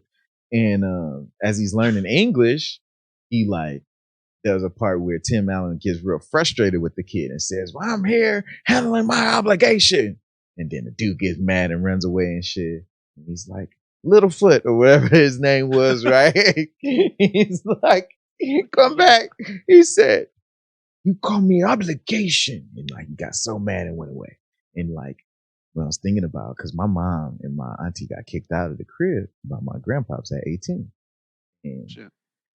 auntie had a baby, like, you know what I'm saying? And it's like, how that was the old thing to do, is like kick your kid out at 18 because you're not responsible for them anymore. And it's like, but when you really think about it, they're 18. What have they really learned life skills wise to really sustain a successful life when you get kicked out at 18? Yeah. Nah, I don't. I've never. That's an American thing. It's for sure an American thing because my family didn't do that shit. Feel what I'm saying? In the black Mhm. household, that is one of the main things, is that I can kick your ass out at 18 because I'm no longer responsible for this shit.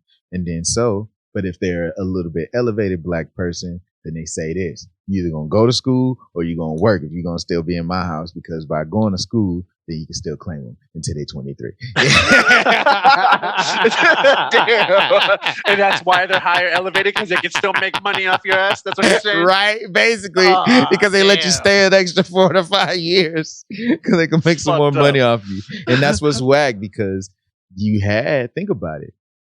Like my granny had my mama at 16, and she never really wanted to be a mama. You know what I'm saying? She always felt like, since she was raised in like a big ass family of I don't know how many fucking kids, and she had to watch them. Remember how we said like now the firstborns got to watch the other kids and shit. She felt like she was raising babies her whole life. So then by the time she had babies, she's like, "Fuck that, nigga! I just became a motherfucker. I'm 16. I want to go do shit, like, you know."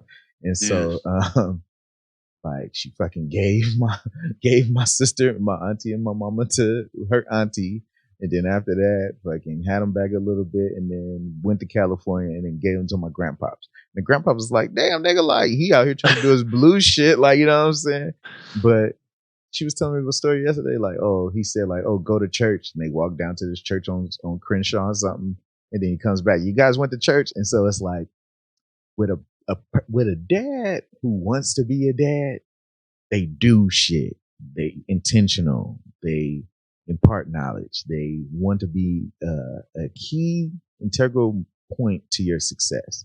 But a person who doesn't want to be a parent, they do it out of obligation. You know, they do it because they have to. And so when they reach that 18, hey, I handle my obligation. I took care of y'all niggas to 18. All right, peace, nigga. I'm still focused on my motherfucking career. And it's like, dang. And so it just shows that the parenting gene or the desire to want to be a parent is like it's a self thing. And like selfish people, like how we talking about this generation of people is that how selfish are you to, I understand going and doing the shit for your career. I can dig it because I'm doing shit for my career. But the thing I always don't have respect for them when I look at this shit is like, you neglect it. Like, I've researched what abuse does to people. I've researched why solitary confinement makes people crazy, because I had a stepdad that was in jail in solitary confinement. I always sought to understand things. And so when I see that when children in child development, not just physical abuse, not just verbal abuse, but neglect is the most common form of abuse that people always overlook, because it's easily overlooked, because it's neglect, right? You're overlooking. And so the aspect of neglecting your kids, not knowing how much of an impact that has on them, and the main thing is accepting responsibility for your actions. You brought them damn kids into the world, man. It's your motherfucking plant. You know what I'm saying? Yeah. You gotta water it. You gotta talk to them. Thank you. Thank you. And so I just don't, like I could respect them being 50 years in the game, blues and all that kind of shit. I hear the stories on like what my mama and my auntie had to do, what my granny did. My mom talk about the first time she seen a gun when my granny was busting on somebody. Like, she was like about to watch riots where we had all this stuff and like, and to think about it, my granny was still going to the riots with the kids. Don't you think about shit like that? Like, and then at the same time, by researching psychology, I still got another level of compassion, because I knew that's the only best thing she knew at the moment. You know what I mean? So you got to have compassion on that. But at the same time, it showed like learning what not to do is just as important on learning what to do.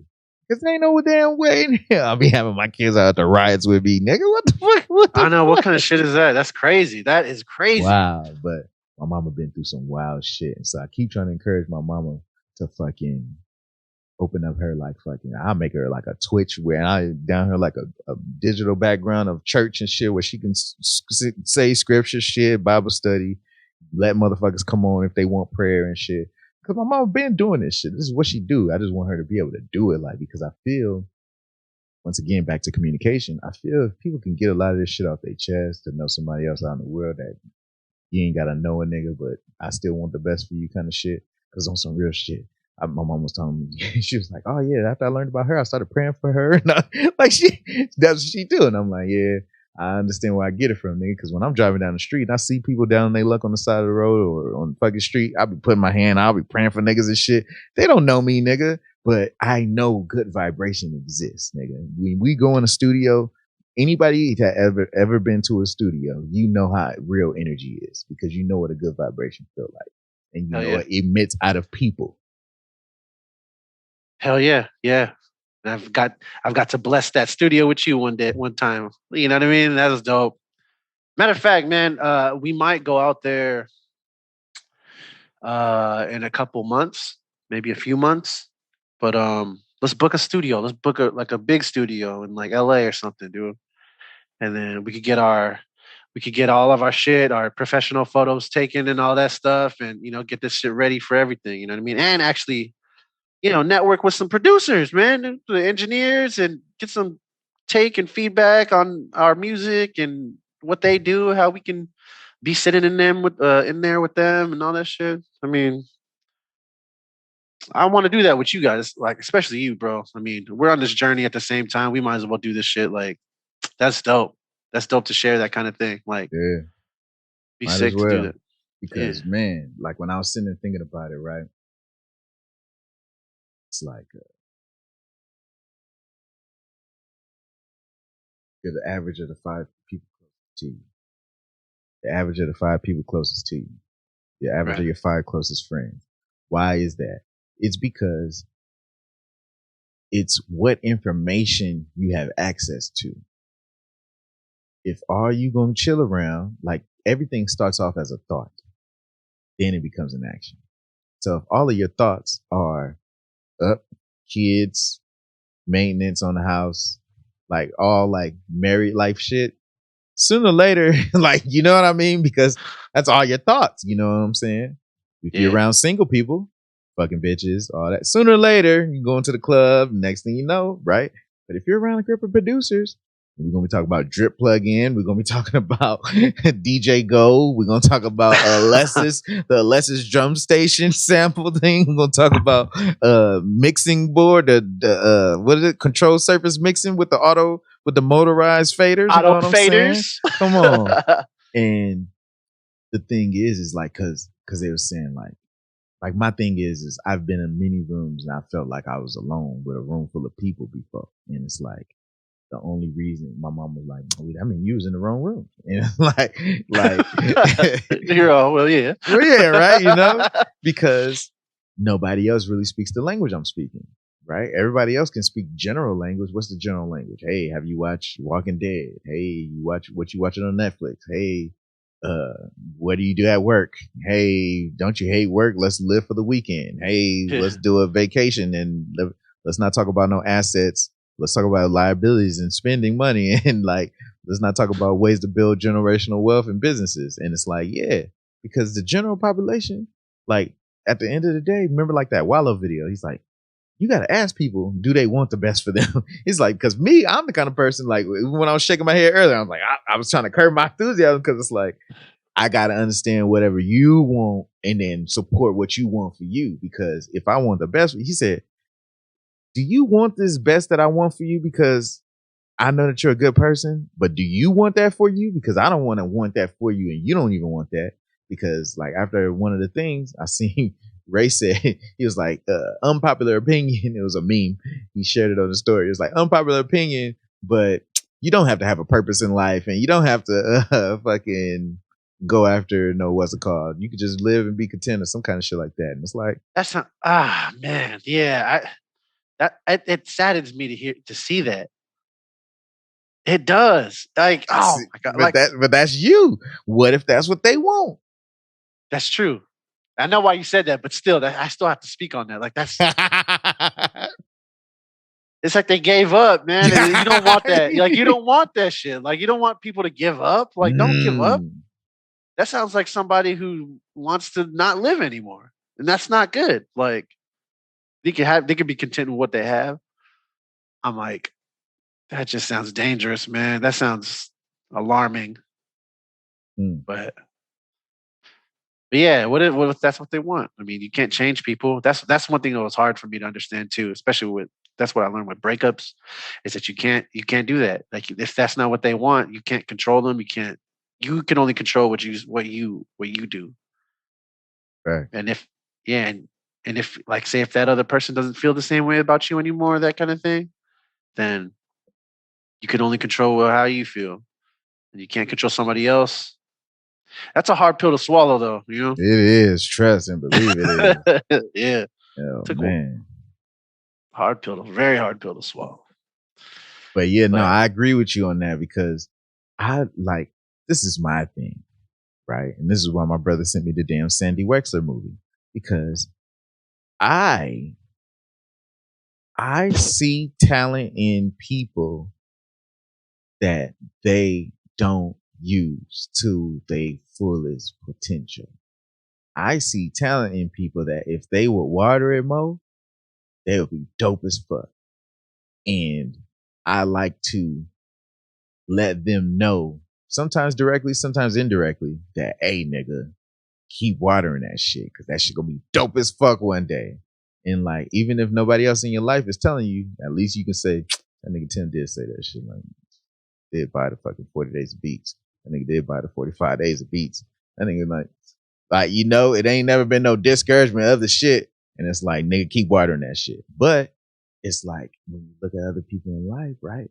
If they ain't got no ambition, that's why it's a hard room for me to be in. I know your ambition. And then I'm going to slide you shit that, hey, nigga, I know your ambition. Here's some shit that can go along with it. There's some shit that can help along with the path. Hey. And it's like, you can't do that with that ambition. What? No, with what Ray posted. Yeah. You can't do that. You can't encourage or even discourage it. Dude, like it's neutral. Because specifically for you to say unpopular opinion, like you posting it, and I understand like what Michael Rooney was saying, like you reposting someone on your story saying that you agree with it, right? What if you don't agree with the track? It's like, nigga, it's a poster, nigga. You ain't gotta agree with it. You agree with supporting me doing my shit. How about that? Yeah. And it's like, so if you put that up and saying unpopular opinion, you don't have to have a purpose. It's like this. For you to put that up, a person that I know has an artistic ability to be able to draw and paint, right? He has that talent. Cultivated it. He's put work in it. He knows shit that other people don't know about it, right? It's a specialized knowledge.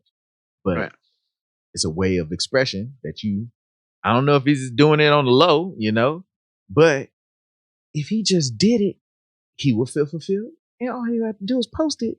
And he will feel fulfilled because other people will like the shit and post it. And that will be the purpose within itself. You don't have to make it a purpose to make it a business. You don't have to, it could be a purpose just to express yourself in ways that, just like how you wrote the poetry.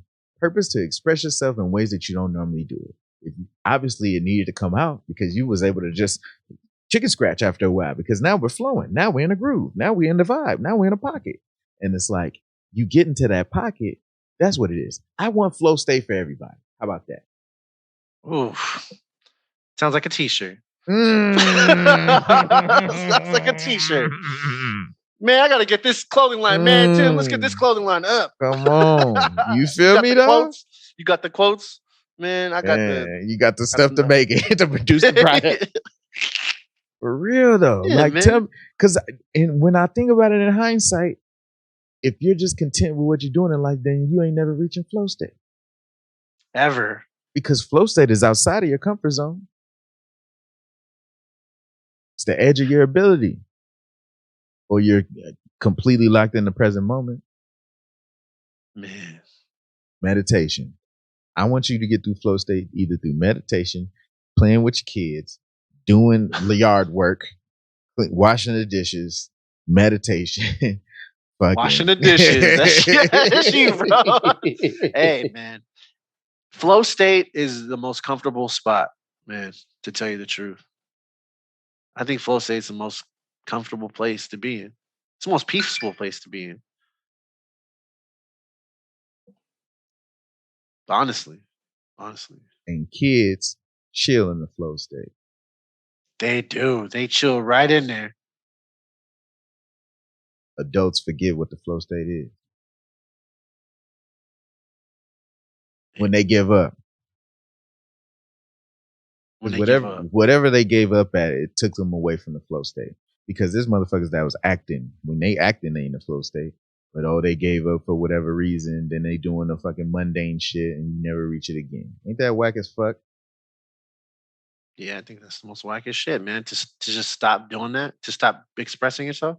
Like if you just worked at fucking Wall, the place that you Well, work at, sorry, yeah, yeah, no, yeah, yeah, um, that's fine, that's fine. if you just worked at the place that you work at and didn't do music, then I'll be like, oh man, like you know what I mean? Because it's like, nah, dude, you just got to keep working it. Fuck that. You Yeah, wouldn't be keep expressing watering it, yourself. You wouldn't be expressing yourself. man. That's funny you said that. Just got to keep watering it. So, I hit up my homie. He spit a 16 on one of the. It wasn't Beats by Jay Black, but it was. He just had his his little iPhone microphone and headphones on. He was like, "Yo," right. He was spitting his verse. This is the homie from school from AI. I was like, "Yo, man!" Like this dude used to freestyle the 45 Days of Beats when I played in class. Like I would put this on like on break time. I'm like, "Hey, yo, check this shit out!" Boom, I play on my beats.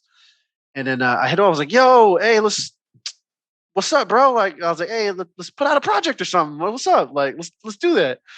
And he hits me up. I hit him on a comment, so he DMs me. He's like, "Yo," he's like, "What up, man?" And he's like, "Yeah," I always liked your beats, bro. He's like, "You're always dope." I was like, "Yeah." He's like, "I'm trying to do this project, like, cause I got this album trying to come out." I was like, "All right, cool." So I responded and I was like, "Yo, hey, check out my NappooBeats page, my BeatStars page. Let me know which ones you think are Let's that you like." go. And I was just like, I'll just give it to him. I don't care. Like, you know what I mean? Like, I'll lease it to him or whatever. And I was like, just write down the ones that you want, like that you like the style of, and then I'll try to make some for you that sound like that. And then he was Mm. just like, all right, cool. He's like, man, he responds with, man, your beats are way better now than from what I remember. And they were dope already. Like he was just saying stuff like that. He's all, they got a lot better, man. He's like, dang. And that's what it reminded me of. Just keep watering the Just shit, right? keep watering it. And that Cause was 5 years ago. And come then that was on. like 5 years, 5, 6, like 5 years ago, maybe. Come Almost on, five. brother. Come on. Come on. And what I noticed with Earth, Wind, and Fire yesterday and fucking fucking Isley Brothers is that the reason why I chose the professions I chose is because I wanted to age proof shit.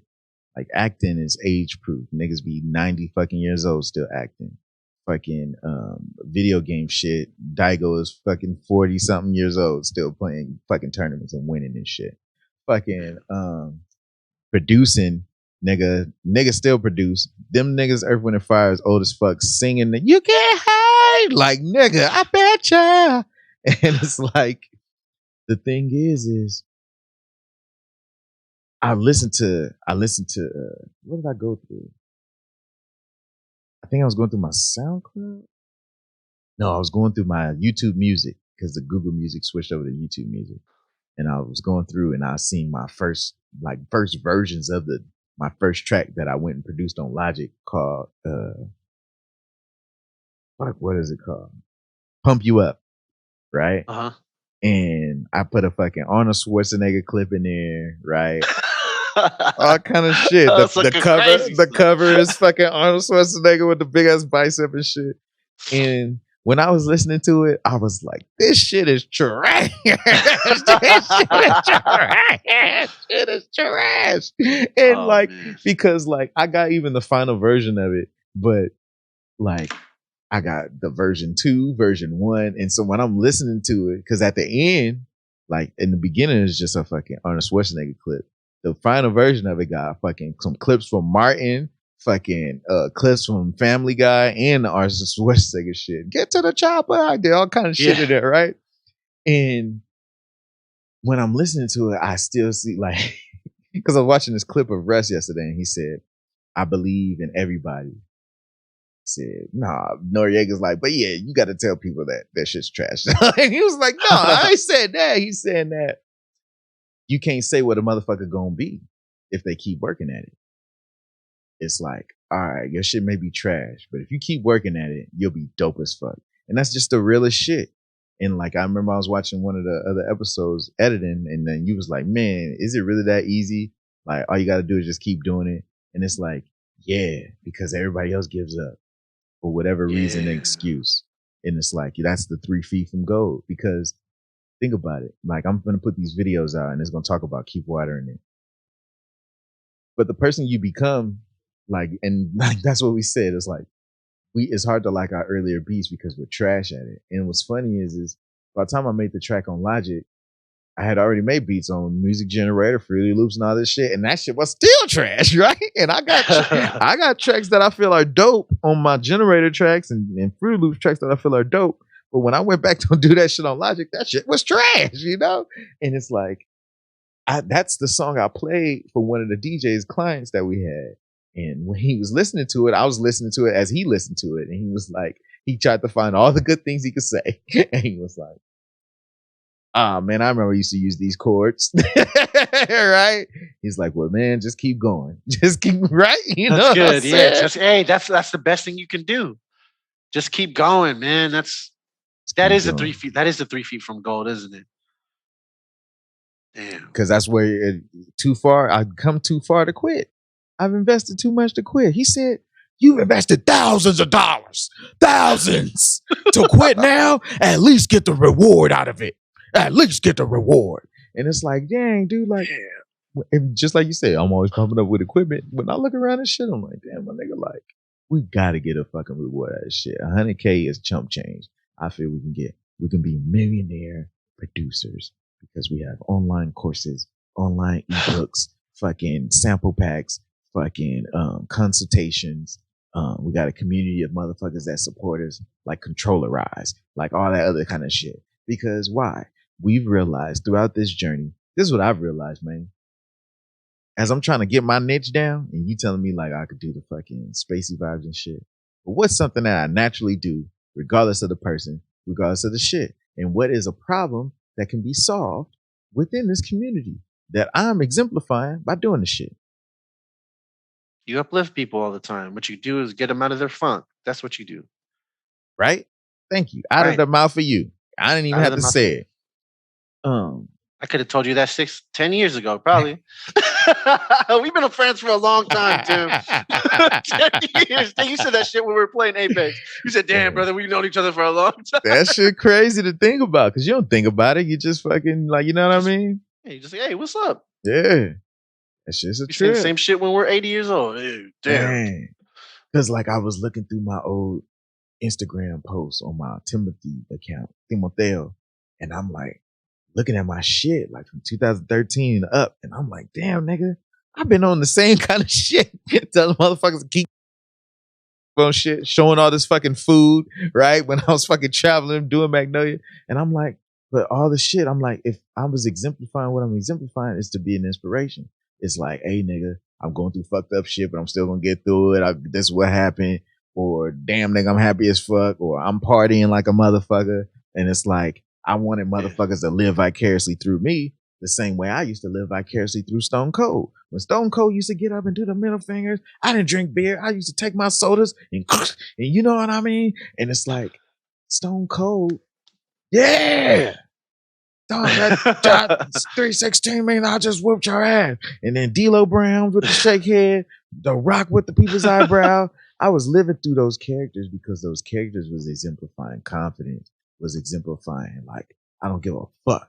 And the funny thing is I always felt I wasn't confident, but I definitely know how to not give a fuck. And then motherfuckers are like, hey, that's confidence. I'm like, hold up, nah, nigga, that's not giving a fuck. That's two different things. Is not giving a fuck confidence? Exactly the same thing. Yeah, yes, it is. Not giving a fuck is confidence for sure, because you have the confidence to say to act like that. It's true. My brother says that. That's crazy. I forgot where my brother said that about me. He said something about like he could learn something from me. I think it was at my wedding or something like that. And you know how they toast you or whatever. I think he said something like that. Where he's all, there's a lot of stuff that, because I had a kid before he had a kid and that kind of thing. And he used to make me do stuff, you know, big brothers make you do stuff because we have more confidence, right? That's why they make us do stuff, because they don't want to do the shit. They make you do it. I didn't realize that till I was older. Wow. I was like, it's true. They tell you, hey, go ask what's the confidence.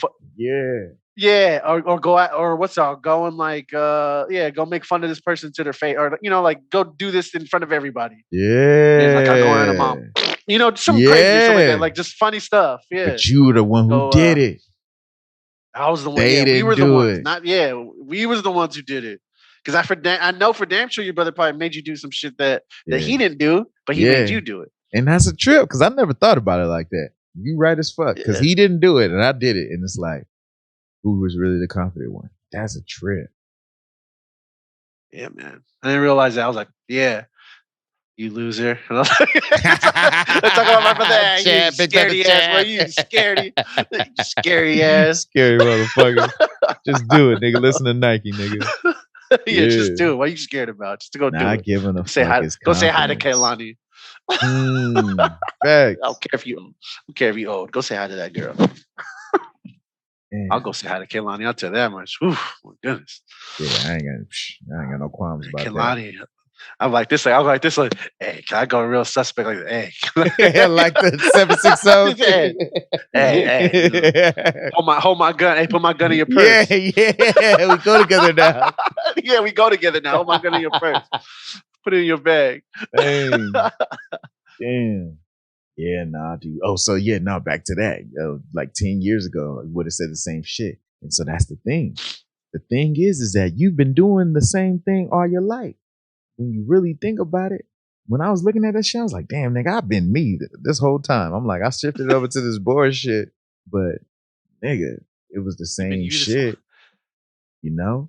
Like the whole time. The common theme exists. The common theme of uplifting, believing in people when they don't believe in themselves, fucking words of encouragement, fucking different perspective to make you think, right? I'm gonna say some wild shit. It's off the wall. You think it's off the wall, but it still connects because I'm gonna show you how it connects. What movie did I bring? Jungle to Jungle to talk about obligations. Tim Allen, fucking Santa Claus. Taylor, yeah. You know? He was a businessman then too. Still wasn't taking care of his business. Man, see what I'm saying? He had to become Santa Claus. He's the guy that he always plays the role where he fucks up not taking care of his kids. Got to get taught a lesson to do it. Yeah. Oh, that's funny. Now, see, you ain't got me thinking now, man. That's you. That's easy for you, bro. Just name that. What? No, the two things, like what can I do, and then help people in a certain way. And then now it just makes me think, like, what about for me? What would I say? And then I can make people laugh. I can do that for sure. So who needs to laugh? Where's the problem?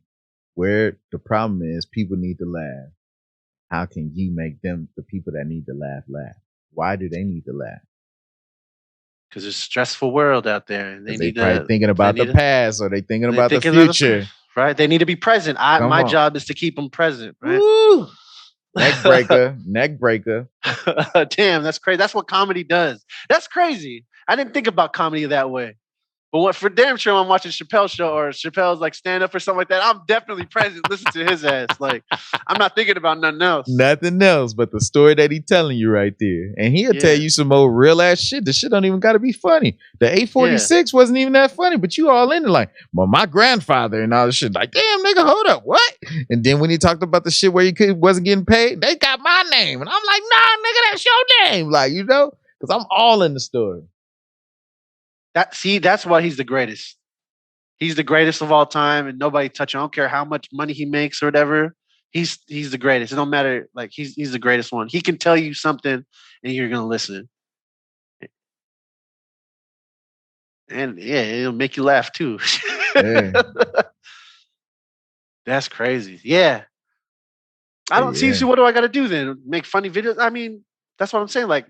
That's why it intrigues me to make skits. You know how I've been talking to you about, like, it intrigues me. Because I challenge you to look at a YouTube video this week on how to make your own comedy skit. The videos exist. How? Why is that? Why do I got to look at a how-to video? Because you ain't did it. I have an idea, though. No, all right, I'll look at that. Yeah, you do. But why'd you look up sidechain compression? I knew how to do it. I forgot how to do it, and I had to look it up again. You know what? No, I know how to do it. I don't know how to do it specifically in Logic, though. See? I knew how to do it in Pro Tools, but Logic works a little different. Listen to the words you're using. Sidechain compression, you knew how to do it, when I asked you about the skits, you said you have an idea on how to do it. It's the same shit. Well, forget you, Tim. Stop making me realize shit. I don't like that. I don't like making me realize stuff. What's wrong with you, man? Yo, listen to what you hey, hold on. Hey. All I know is you said back when you mixed concrete, you knew how to do it because your dad already did it. You had an idea. But then when you mixed concrete the other day at your own crib, like, oh shit, I need to get another bag. Yeah. Oh, heck yeah. That's how you learn. I'll look up the skit. All right. Challenge accepted, bro. I'll do that shit. I'll do that shit right now. Where's it at? Easy. For real. How to make your own comedy. Let's get specific. Make a comedy skit on Instagram. Let's just do Instagram. Boom. No, you know what? Let's stick with the times. TikTok. TikTok. There you go. How to make funny videos on TikTok. Boom. Show the white girl. I'll switch to a different. He's like, I don't want your reference. I'm sorry. I gotta stay to my demographic. Yes, that's my demographic. I don't want to cross the street, freak. I'm just kidding. Don't shame me for being racist or nothing. Fuck it, man. Hey. Fuck it. It's funny. Hey, it's man, funny. Same humor though. You know, you got to find something that's gonna be in the same wheelhouse of your humor because that way you could be authentically yourself. Yeah, I'm not gonna have nobody in there be like, "What is he talking about?" I don't know. Right. Make some great poupon jokes and shit. What the fuck? Hey, great poupon jokes are funny. But do people know about great poupon still? I like great poupon though. I ain't never had. Well, I had some before. Dijon mustard. Yeah, but I don't keep great poupon in the fridge. You keep great poupon in the fridge? No, I would like to though. I don't know if you seen my post the other day, but I had made this freaking. You ever eat you ate at Doghouse, right? Doghouse. Yeah. We ate at Doghouse together. Yeah, we went there together. I made my own Doghouse hot dog. I got the Hawaiian bun. I got me a freaking what's this shit called? He thinking about it. The Hebrew National Hebrew. Or right? That's what it's called. The hot dogs. National Hebrew. Something like that. Anyway, yeah, the Hebrew Franks. I got one of those. Is it kosher? It's Hebrew. I think it is. That's what I was like, I ain't never heard that. It's all beef. I'll tell you National Hebrew. Yeah. But I got that. I put some onions on that piece. I fried an egg and I put that shit on top. But it was missing some Dijon mustard. And that's why I wanted some Dijon mustard. But I had made my own Doghouse shit. I was like, I was excited. I made one for myself. That's what I'm saying. No, go ahead, man. No, I'm saying it was delicious. He was looking up what? I was looking through those photos and like I had a thing that said I had a pacham. I called it the pacham street, the pastram cheese sandwich. I was like, you're trying to say pastrami. Pastram cheese. Pastram cheese sandwich with fucking banana peppers and shit on top. And barbecue sauce mixed in. My chest crazy. Hurts. Yeah. My chest is hurting just thinking about that. Better take some of my members off. Man, I can't eat that now either, though. That's what was funny. I was looking at him like, but I was still making food shit back then. You know what I mean? So it's like, I'll be watching Kiefer a lot, man. He's on Stone's Throw. I think you've seen his little animation on the newest track he released, Friends. Oh, and shit. Yeah. I haven't listened to a lot of Stone's Throw guys in a long time, man. I got to get back on my grind. And so he got a Twitch stream and he take like the archives of shit and take the lessons and put them on his YouTube. So the one I watched today was talking about like staying in your lane.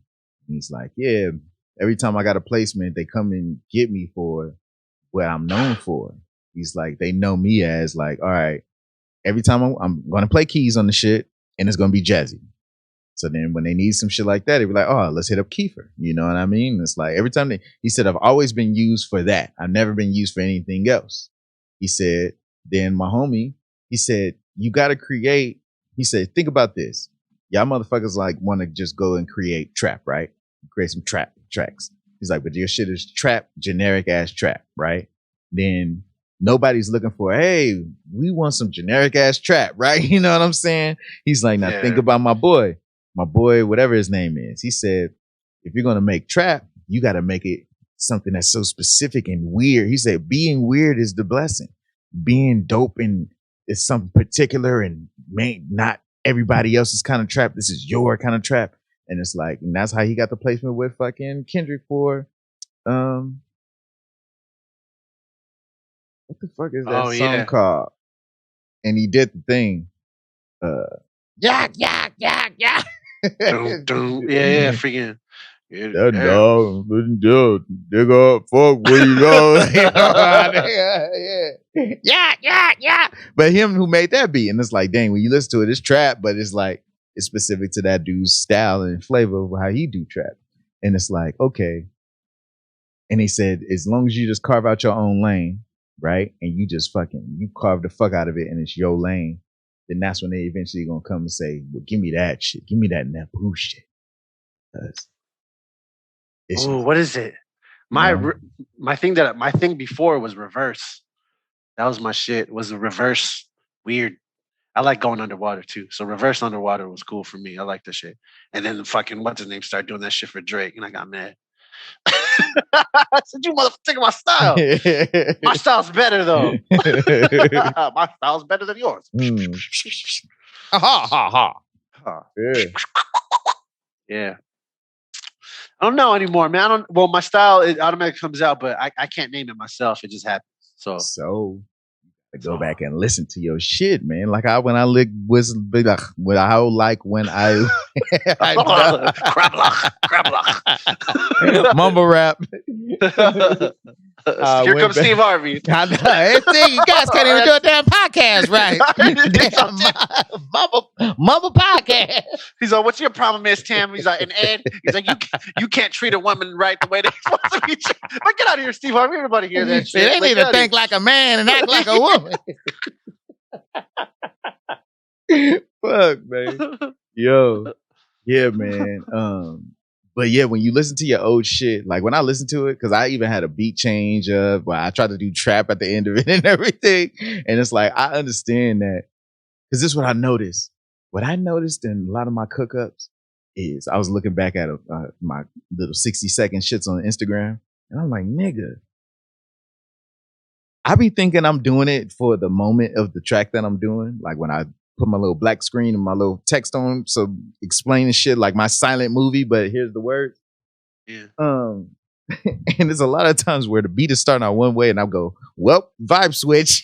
Oh yeah. I did see that. I remember on one of them, I forgot which one it was. You did do that shit. Yeah, that's funny. But it's more than one. When I go back and look at it, I do that more than once. I do that kind of a lot. Where it starts out on one vibe, and then I'm like it'll start out drum and bass, and then like, nah, this is gonna be an R&B track, or I start out like hip hop. Save as, bro. Control save as, whatever save as is. Control Shift S, is that save as? That's save regular save, but I think Control Shift. Control Shift, yeah, Control Shift. Yeah, Control Shift. Yeah. Control Shift S is save as, and you can be making 10 beats a day too, bro. I like that. Talking about freaking shift change or vibe change. I know I could be making 10 beats a day just based off that, because I'm making 2 tracks every time I make a track because I switch up the vibe. Yep. And if that's for damn sure a different beat. Yeah, 9 times out of 10, it's a whole different. It don't sound nothing like how the fucking the little 60 seconds start out. So, but yeah, that's why I like Fuma Marijuana. Like my favorite, like when I look back at my catalog that's released now, I'm like, okay, it feels like if I got a whole year and a whole year's a season, I'm looking at my tracks and I'm like, all right, nigga, I got my Naruto filler episodes right here, nigga. These are some Naruto filler episodes. Oh, there's a lot of those. And some of them are fucking like, damn, this is like some of my best work, right? And what I consider my best work are the tracks that fucking start out as one shit and switch to another thing. Manny Fresh used to do that. That's why I really got it from, is Manny Fresh shit will morph over time versus it being what it sounded like in the beginning. And so with fucking Beautiful Dreamer, how we go to jazz at the end, fucking Summertime Happiness, how we go to trap. We start out boom bap, go to trap. Chill hop, we start out lo-fi and end up house, right? Yeah. And when I went back, because I was trying to going hard on this Spotify playlist shit. And like, I'm like, I got this nigga ebooks, might as well read it. So I went back and read Dorian's fucking how to get on Spotify playlist shit. And you basically, when you go through the PDF, because this is what I'm noticing about giving your free ebook PDF away. You only need 25, 26, 22 pages, nigga. And all it is a PowerPoint presentation that you size to make look like a PDF ebook. And that's your free content that you offer and get the email for niggas on your website, right? But when I'm reading through the shit, he's talking about his journey on paying for the fake followers, buying the fake shits on SoundCloud, all the shit. And basically he just leads you through being an artist for real. Get 10 professional photos, make your fucking artist bio, have your website, like all the shit to make you look, sound, and be professional. Mix and master your shit. So then you give people no excuse that all your quality of shit. They look at your bio. You got a bio, professional bio, long bio, short bio. You got a fucking professional photos. Because depending on the publication, when they want to post you, they either can put your long bio or your short bio. But when you look like that, and that's what made me write the notes, you got to be serious if you want to be taken serious. And it's like, okay, if I want to be taken serious as a producer, and I'm a producer that wants to make music for TV and film, and hey, we can get some placements on the side, and hey, I release music every week and all this shit, I got to get back to what I was doing before. Because I'm doing it, but I ain't doing what I was doing in Van Nuys. Van Nuys, I had checklists. I had fucking shit. I was acting like I was in school, even though it was just my apartment. You know what I'm saying? That's like, dope. When I was releasing a track every week, I had a checklist to make sure I put it through the whole conveyor belt. And then by the time the track came out, even if I didn't like the way the track sounded arrangement wise and all that shit, I still like the way it sounded because I put it through the whole checklist of making sure I covered the bases of, oh, I panned it or stereo image, like all the shit that I sometimes forget when I'm just releasing some shit versus when I had that checklist, nigga, everything was ozoned. Everything was like, you know what I mean? Dang, everything was ozone. Man, dang, that's crazy. I just now started recently doing that more often. Like, cause you know how you asked me, I was like, oh, sidechain compression. And I started messing around with sidechain compression, not just on the kicks or not just on that, like just with different instruments. And I was like, oh shoot, this sounds crazy. Oh, this kick is weird. Like, I'm just gonna leave it on. Like, I'm not gonna take it off. Like, or I mean, vice versa. I'm not gonna compress it. I'm just gonna leave it because it's empty enough for it to actually hit and get through. You know, push through. But yeah, it's crazy. I've been panning too. Like, I remember like at school, they taught us something, but I remember sitting in, like, I visual myself sitting in the audience, and the speakers is a stage, right? Your monitor's the stage, and then you picture where the instrumentation is, right? So like, oh, the drums is over here, and I think about it where the drums would be at. Well, the snare and the hats are slightly to the left of the drummer, right? So, or move it to the right a little, and then the overheads, if there is any overhead like cymbals or stuff, it's to the right a little bit. But there's also another cymbal or a ride cymbal is going to be towards this way. And sorry if my direction's a little different because I don't know if it's mirrored, and then it's like, you know what I'm saying? Yeah. It's a stage right, stage left, basically. So, yeah, that bass and keyboardist is on the left or right. You know, you put them wherever you want to. They get to the lead guitarist, the singers in the middle, that kind of thing. You got backup singers on the right. So little that kind of shit, like sound effects.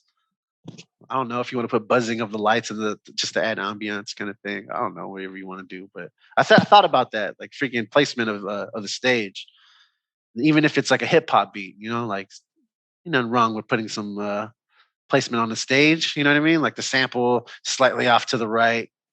You know, whatever. It's just sonically, it'll be a little differently. It'll be a little different.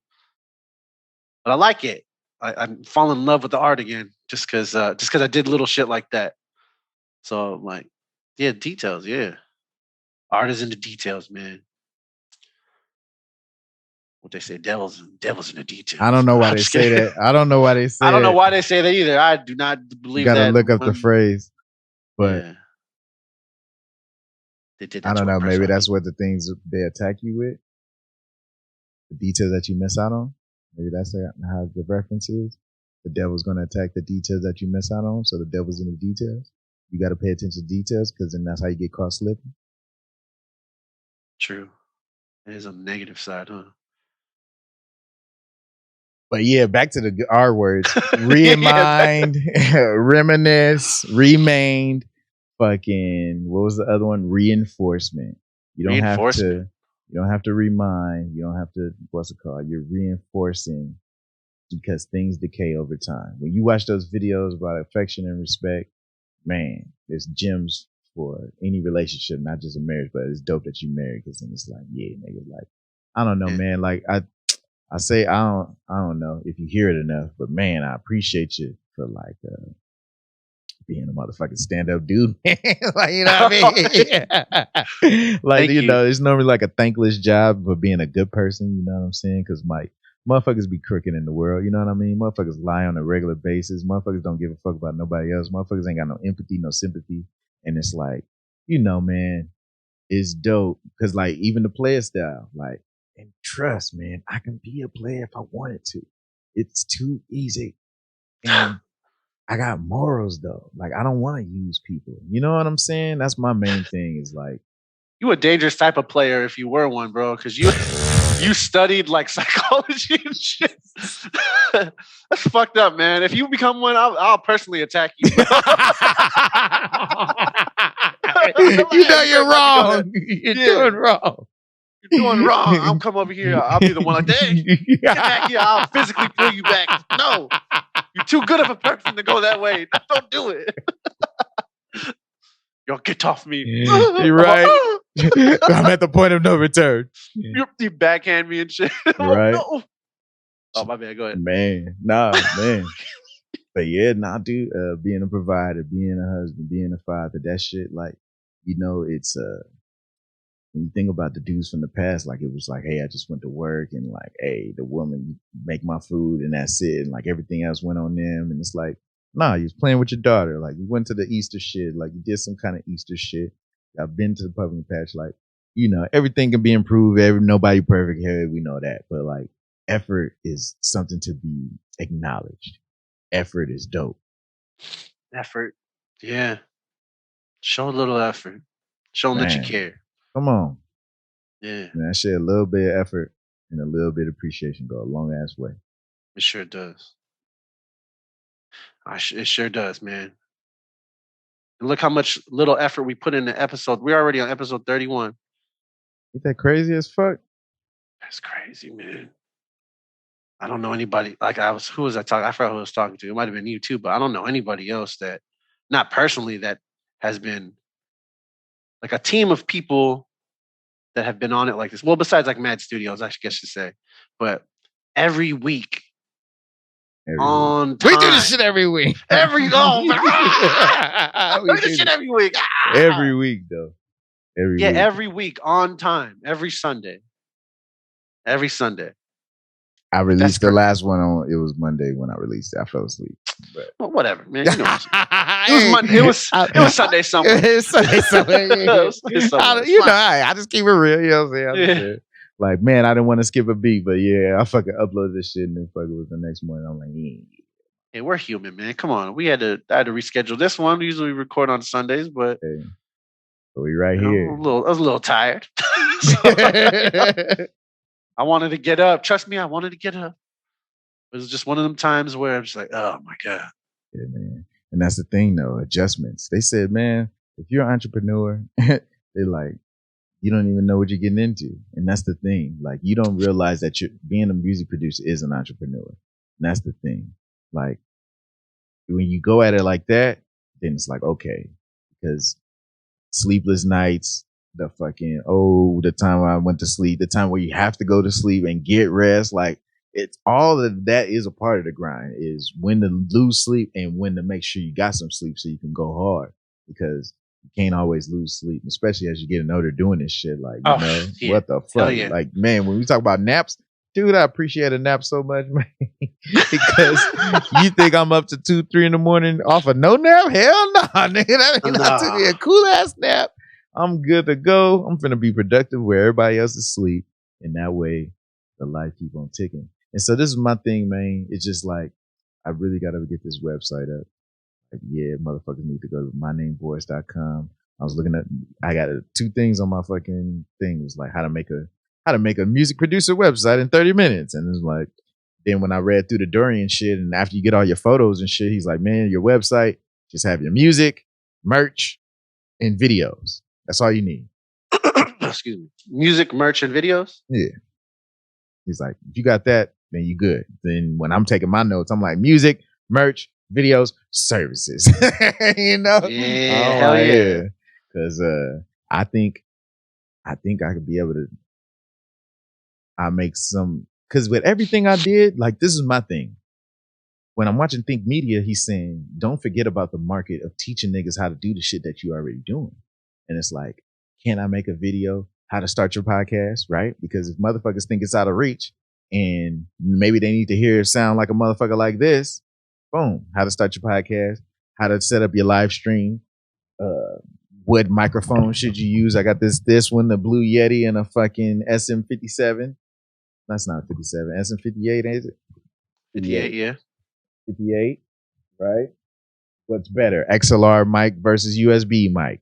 What's better, generic 1080p webcam versus fucking Logitech 1080p cam? What's better, DSLR versus webcams 1080p? What's better, HP monitor, Asus monitor, or LG monitor? Right? Damn, bro, you got 3 monitors? Yeah. He said, yeah. I got 3 monitors. I'll tell you, I'm waiting for this big ass investment to come back to me. I'm waiting for that shit. One day, man. But in the meantime, we serious about this shit. Like, we've invested. And it's like, I'm pot committed. It's like, when I think about making that track in 2012, right? And that shit is trash. And the thing about everything I've been through from 2012 to now, it's like, nigga, I can't make that beat on purpose if I wanted to, because I know too much shit now. And I still don't know a lot of shit. I know way more shit from that 2012 sitting there hunchback on fucking Logic for 12 hours trying to figure out how to make this fucking baseline beat and shit with no MIDI keyboard, no nothing. And I got an 88 key and I know what the fuck I'm pressing when I'm pressing it. You know what I mean? And so it's like, yeah, because I for sure do not know what I'm pressing sometimes. But look at that. But, hey, sometimes you don't gotta know, man. Fuck it. Yeah. Don't play the butter notes. Gotta break the rules. But it's dope because I can play some more random shit. Like, this is what's dope, I feel, is that I can take any sound and manipulate that sound to make something that nobody else. The ways I know how to manipulate it, nobody else does that, to my knowledge, you know? Right. And all my shit is just a culmination of all the things I know on how to manipulate shit ever since 2012. From watching this fucking YouTube series to this fucking book to this fucking video to this Against the Clock. That's why I was watching all those Against the Clocks when I was binge watching them, because when I'm seeing people create on NPCs or seeing people create when they fucking Ableton pushes, and like, you're watching people workflow, but it's 10 minutes at a time, right? Versus we doing streams. Well, my streams is 2.5 hours, you know what I mean? And like, versus making a 10-minute beat. But when you watch me over 2 hours, you see all the fucking shit. Like, Chill Hop is the longest cook-up session, and it's the first one, because I sat there for 6 hours and pretty much made a whole ass track, versus then I just started making ideas, you know? And it's like, yeah, I took the rest of the track out of the cook-up sessions, because that's what I do when I release it. Like, that's my time where I can go in and pan shit and automate and all that. But once again, it's knowledge that niggas don't necessarily got. And what I be thinking about is, if I'm going, because this is what they say on Think Media. He said, answer specific questions when you gonna make your YouTube channel.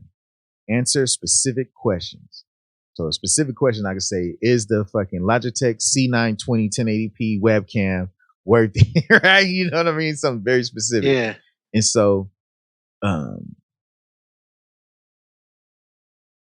the specific questions I can answer is who am I helping? If I can help Tim from here, hey nigga, I see you on the music generator, but keep going.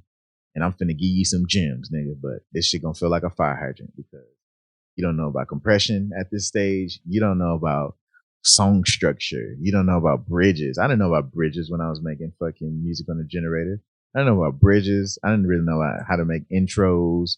I didn't know about letting the track breathe, fucking inspire, expire, the flow of a track. I didn't know like all that shit adds up. And I discount it because since it's just thought, I just learned that word this past week from this book right here. This is Your Brain on Music. What's the word? Just thought. It's on this page right here. Hold up. Just thought. Yeah, it basically means like when you look at all the parts separate, it don't make sense. But when they all together, it makes sense. So when you think about a bridge and suspension, right? You look at the cables, you look at the fucking steel fucking beams, you look at all these different ropes and all this shit. And it's like when you look at all these pieces by themselves, it don't make sense. But then when you look at the bridge, you're like, oh shit, all that shit went together to make this bridge. And it's like, yeah, you got your fucking microphone. You got your boom arm. You got your headphones. You got your fucking machine. You got the keyboard. And it's like, you look at all these different pieces and be like, what is this guy? Fucking yard sale owner? Nah, nigga, he's a music producer. You know, he got a camera. But just salt. Where's this fucking word at? I just sent it. But yeah, fucking the pieces by themselves don't make sense until you put them bitches together. And it's another word I'm trying to find for the phrase that say the sum of its parts is greater of the whole than the sum of its parts or whatever, which means like all the pieces don't mean shit until you put that shit together, nigga. It's Voltron, you know? Okay. And Here we go. The name of it is that group? Yeah, the Just Salt Psychologists. How do you spell it?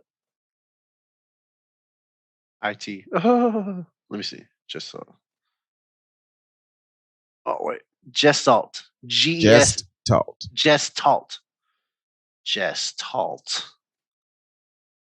Has entered the English language to mean a unified blank person. Whole form. A unified whole form. An organized whole that is perceived as more than the sum of its parts. Ah, okay. You know what I'm saying? It's just what you just said. Hold on, where'd you read that at? Oh, I looked it up on my phone. Oh.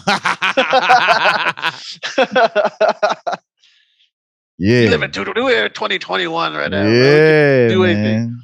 So that word right there, and that's what I feel the relationship is, man. That's the kind of relationship I'm looking for, where we can do shit together that we can't do by ourselves.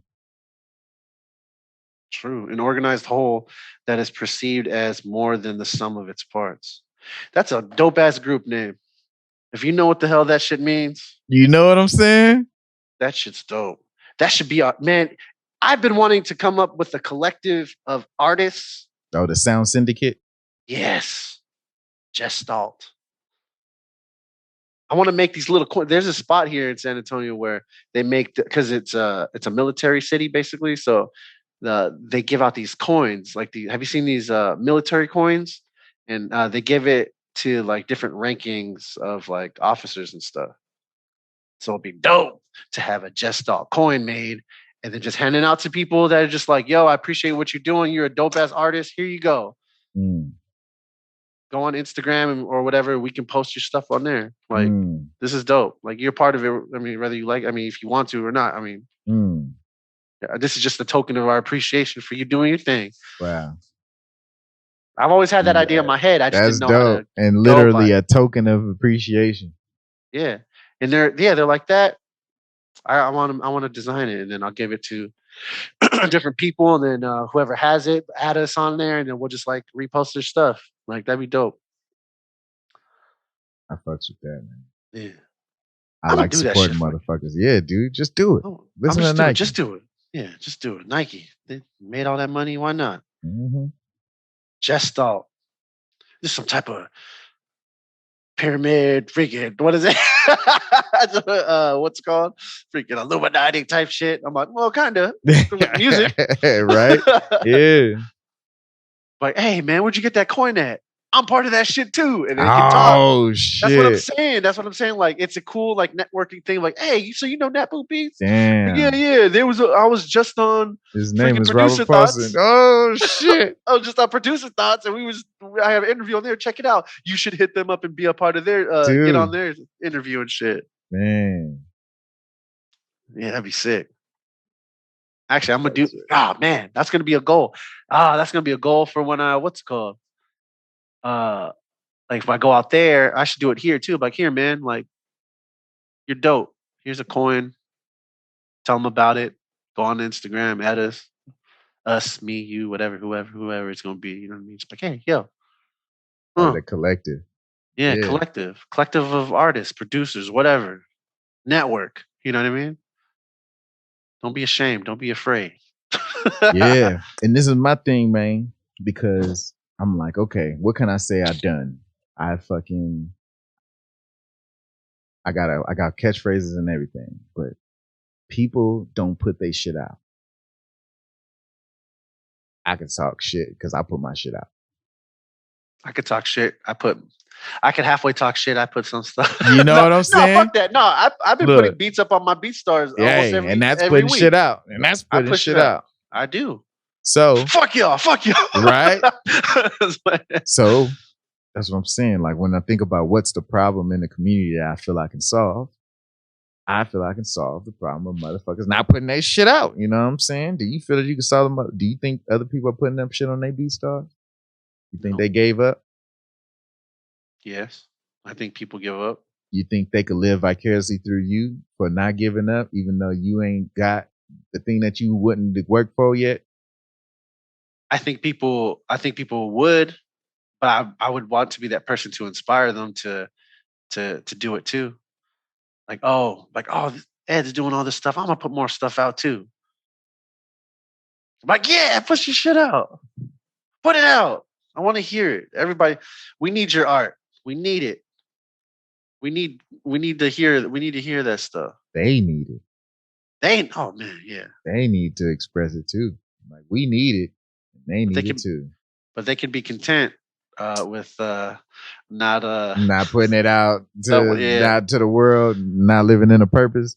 I don't know, man. I don't subscribe to it, and I just, just like I was talking about the other thing, I don't be trying to convince niggas my way of thinking, and then, hey, I ain't gonna let you try to, you know what I mean? We just gonna let that be what it be. But for me, like, man, just like how you said, you want to give them something that, like, when you gone, they can go back and listen to this shit for real. And it's like this. That's how I look at this podcast, man. Like, dude, I know I'm gonna have me some fucking kids. I don't give a fuck. Like, before I'm out this bitch, I'm gonna have some kids, and I'm gonna be able to show these niggas, like, hey, niggas didn't know what the fuck we was doing. I was living over here, and I did this shit. Then I moved here, and I was doing this shit. Then I moved over here, and that shit was still going. Each 3 places I fucking moved, nigga. And this nigga went on vacation and was doing this shit. We didn't really know what was happening here. We tried to figure out some more shit. This is us doing this part. This is us trying to figure out some other shit. This is us trying this shit. This is some hiatus shit. This is some shit coming back. This is some health shit. This is some depressive shit. This is some uplifting shit. This is some uplifting shit. This is some losing your faith. This is some bringing it back. This is some parenting shit. This is some fucking husband and wife shit. This is some fucking single shit. There's some putting yourself out there shit. There's some cupcaking ass shit. Oh my god. This is some cupcaking shit. This is some decupcaking shit. This is some angry shit. Angry shit. Happy shit. Damn shit. This is some fucking shit, man. But hey man. Yeah. You probably got some kids running around because you'd be making those deposits at the sperm bank. You know what I'm saying? Give me that That's money. what it is, right? That's where you get the cameras and all this shit, bro. That's why you got the new faders. That's why you got all this stuff. You got a new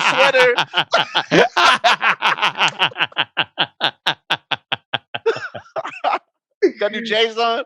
Oh shit, man! Right? Classic, man. Funny, man. No, I'm happy for you, bro, that you're able to do like all that, be able to, man, go hard, like get your thing out, get your stuff together, and you can just be able to, like, all right, what else do I need? I like that shit, man. It's dope. I need to get my fucking computer, but I'm glad it's inspiring me. I was like, I need my computer so I can start streaming better, because it's hit or miss with those streams, man. Yeah. You're like, it starts getting a little wobbly towards the end, but hey, as long as we can hear some clean audio in the beginning, we got the gist.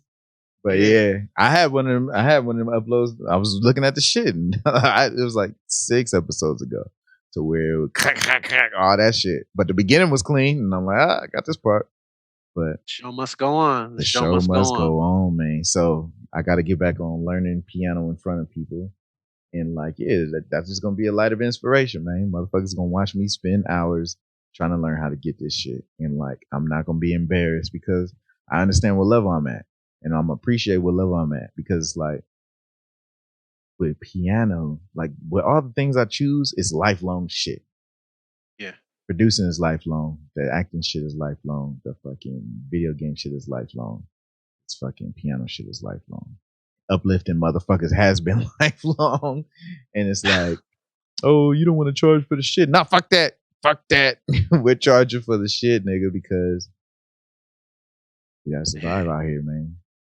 And let me ask you something. Oh, my bad. Go ahead. Finish your thought, brother. My bad. We got to survive out here. And I can say, like, you know, if we talk about where's my authority of being able to uplift motherfuckers, nigga, there's so many people that I've met over the past 15 years of my life that can be a live testimony on their phone real quick to say, nah, this is Tim, and Tim's helped me this way and all kind of shit. And if I was feeling this way, Tim's done this. And it's his perspective that gets me to think or inspires me to do this shit because I see him doing this and that.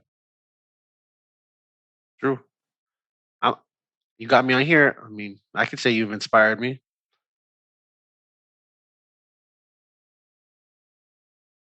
Easy. This man's a genius. Stupid. No, I was gonna ask you about the acting thing. Like, how do you guess real quick. I mean, it might not be real quick, but like how does one get into that? Like to be an extra and that kind of thing. Well, all you have to do was shit. I ain't been in a minute, but the last knowledge I have was what's the shit called? It's in Burbank. Mm-hmm. What's some niggas called, man? The community something casting. Let me look through my old ass emails, right? Something casting. Central Casting. Central Casting in Burbank is like one of the oldest fucking extras casting fucking companies in fucking Los Angeles. They was fucking created like 1980 something. And if you can, and Central Casting, anybody can apply. And it's free as fuck. Central Casting.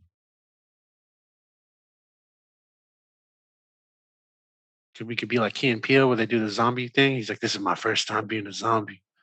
He's like, "You all right, man?" He's like, "You." He's like, "You want to be the one where they go, oh." That's where you really get paid.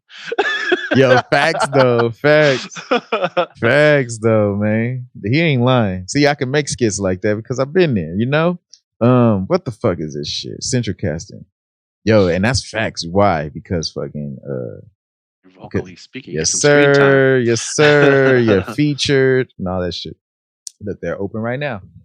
And then you can figure out which ones they got in Texas, because when I was all in the shit, they said the other markets that was opening up was Texas and Atlanta. As far as like all those are the big hubs too. It's Dallas, I think. Dallas and Atlanta, right? Okay. Yeah. So but yeah, so for instance, if you're Ed Tabajay who wants to go down to Central Casting and fucking sign up and be an extra, and now this is something you take your kids to, not no fucking riots, right? you can take you, yourself, Dominic, and Jocelyn, and you go down there with your fucking ID and fucking Social Security, because you need 2 forms of ID kind of shit, right? Mm-hmm. So ID and Social Security card. You fill out the fucking paperwork. You stand in line for 4 hours. You fill out the fucking paperwork. You go over to the shit. You take pictures, right? You take the pictures, and then they ask you, what do they ask you? Like what kind of shit you normally would do, but that they don't really ask you shit. They just normally just take your pictures and see what kind of look you got, right? Yeah. After that, you leave. And before you leave, they tell you like, all right, this is how you do it. There's 2 different ways to find the leads, to find the auditions for shit. Is you can call this number, and when you call this number, this is for the men line, this is the women line, this is the kids line. You call this number, and then you can just listen to these recordings and hear what's available on the shit that you can submit to.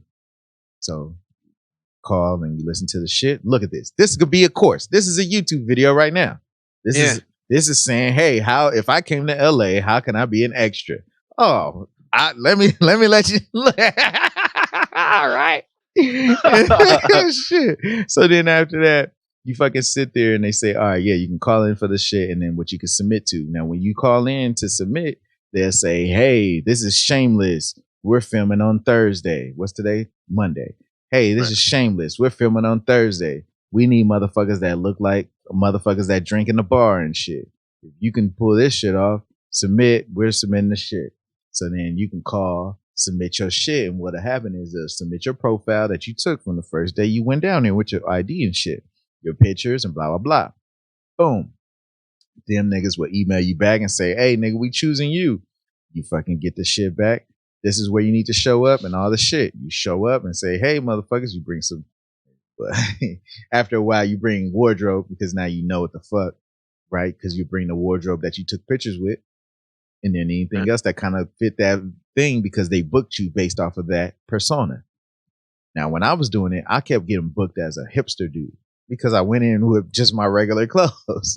And so I kept getting booked in my regular clothes. Every time you see me on screen, besides like a couple of movies where I had to wear like bell bottoms, there's this one lady, this older woman, she's some famous older lady. I don't know who the fuck she was, but she's some famous older lady, and she was making some resurgence. And the movie came out probably like in 2017, 18.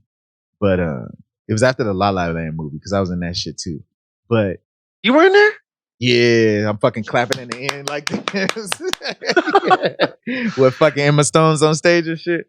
Fucking Damn, I gotta talk to you, man. I don't know about all this stuff. I want to know about this shit. Crazy. I'm gonna write your autobiography, bro. Dang, good looking. I need one. Cause yeah, when I went on that one, that's when I realized like Ryan Gosling's a cool dude too, because this is how you know if somebody gonna be cool or not. Is when they're number one on the call sheet and then they still act like a regular ass nigga, then that's how you know they're a real one. And Ryan Gosling. Hey, Ryan, you was like, hey, what's up, man?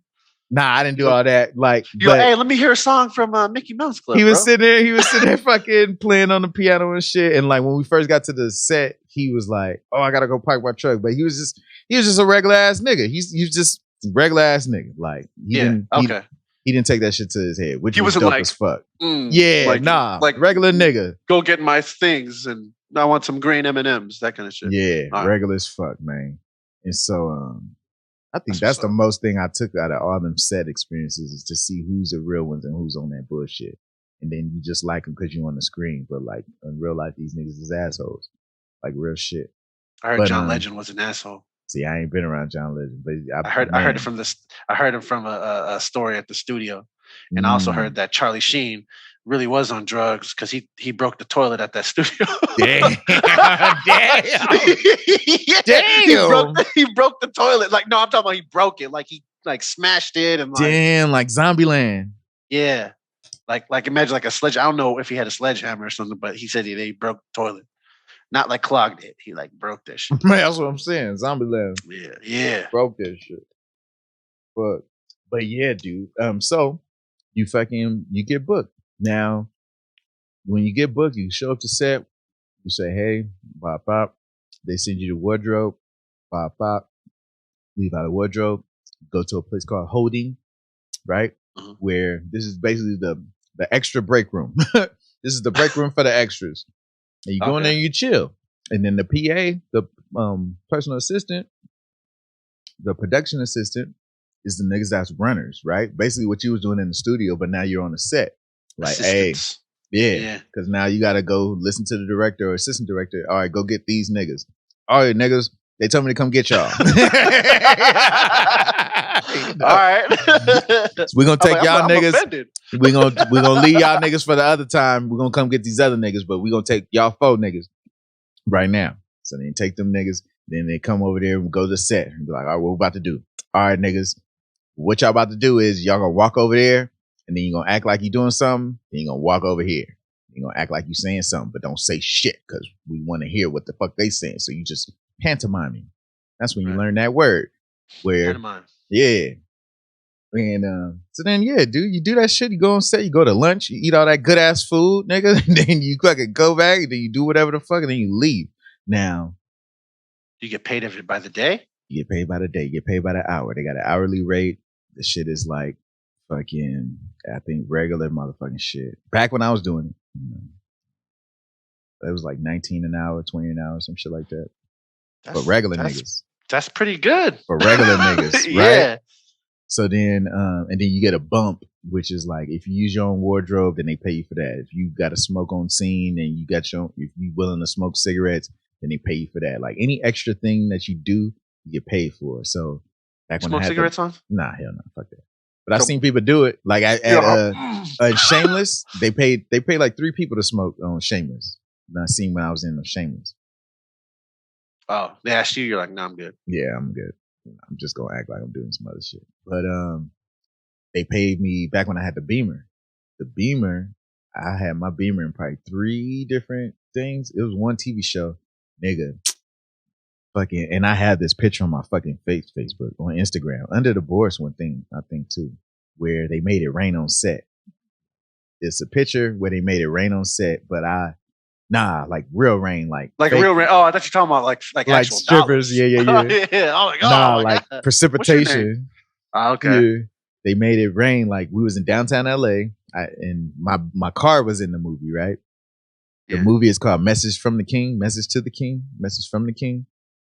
Fucking, but yeah, so I'm tripping out because I'm in the car and like they fucking making it rain. And this is back when I was bumping Metronomy at the time. So I'm in the car just bumping like, because like, they were like, all right, we're gonna make it rain. They make it rain. Put your windshield wipers on, and we acting like we in traffic in LA, right? Yeah. And fucking, then we went to lunch. Then the dude who was like making everybody do shit, he was like, hey man, what were you listening to? And I'm like, probably Metronomy, the Bays. Like, dude, you were getting down in there, man. I just see you get down. I'm like, hey, man, I was getting down. So then, in between the scenes, right, the main actor is supposed to be basically like his sister, some shit. I never watched the movie, even though I was fucking in the shit. But he gets out the car and he's supposed to run down, and he runs by my car and shit. And we're supposed to like look over, like, what the fuck is this? Like a nigga running by the car. And so this fool, like, we do the take like 3 times, and like he got like a stunned up ass nigga. But he ran him. He ran the first main ones, right? This is how you know he was a real one, because he did his own shit. Yeah. So he comes back running from the first take, and he goes by my car and goes, "Don't look so crazy." He's running back. All right.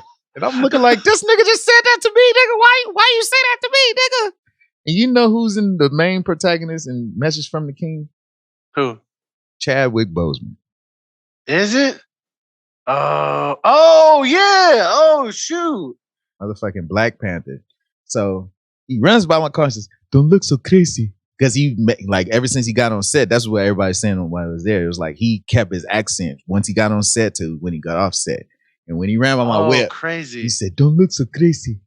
Chadwick Boseman said that shit to you. Yeah, nigga. Yeah. Because I'm in my Beamer, and you can look up the picture on my fucking Instagram where I say, damn, they making it rain on set. The set we're on is fucking Message from the fucking King.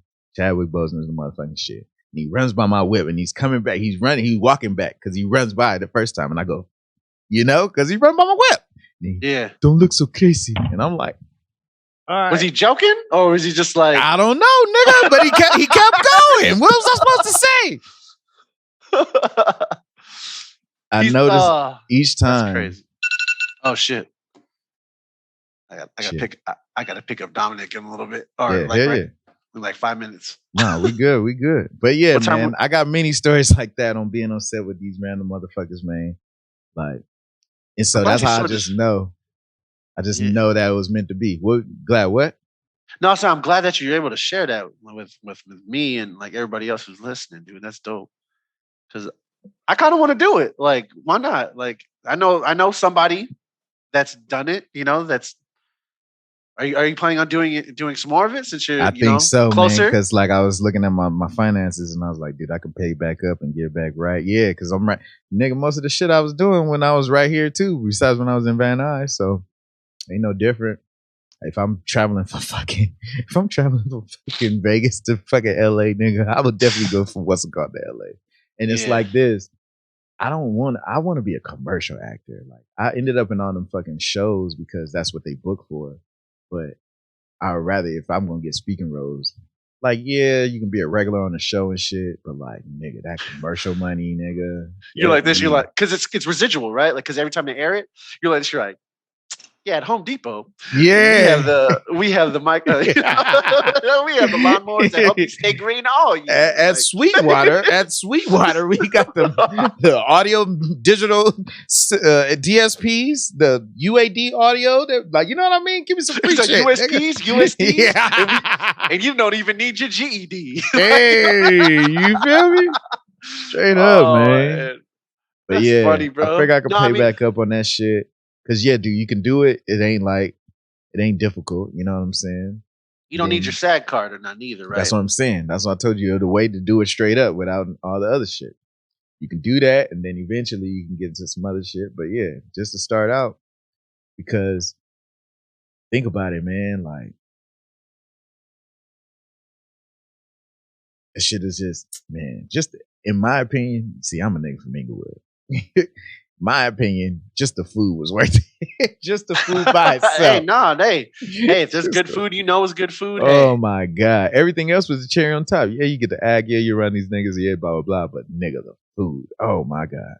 And so, yeah, man, it's dope. But at the same time, every set ain't dope.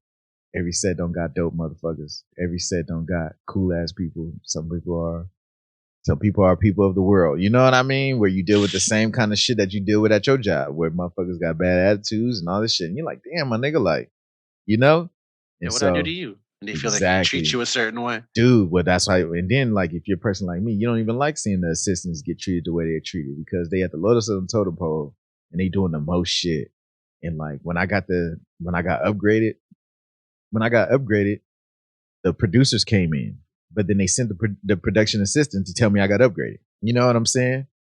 Like, why couldn't you just tell me that shit? You were right there. Yeah, they walked in there. They walked in the room. There was like 12 motherfuckers, and she goes, and then just walked out the room. And I'm like, what the fuck does that mean? I know. You gonna get my booty? You gonna get my booty hole? That's all I like. Nigga. Nah, I want to be anally raped. Like it's time for boondocks, nigga. I'm looking at Matty Fro. I meet people real quick on scene. So now I meet this dude, Matty Fro. He's from the UK, but he works at an Apple store, and he got like the fucking, the twisty with the ear.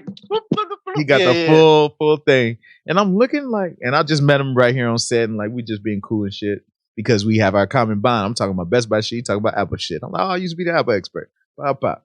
So then fucking, when they walked around and did that, I'm like, nigga, what the oh, they might use you. And I'm like, the fuck is that, nigga? What does that mean? The fuck that mean? They might use you. You might get featured.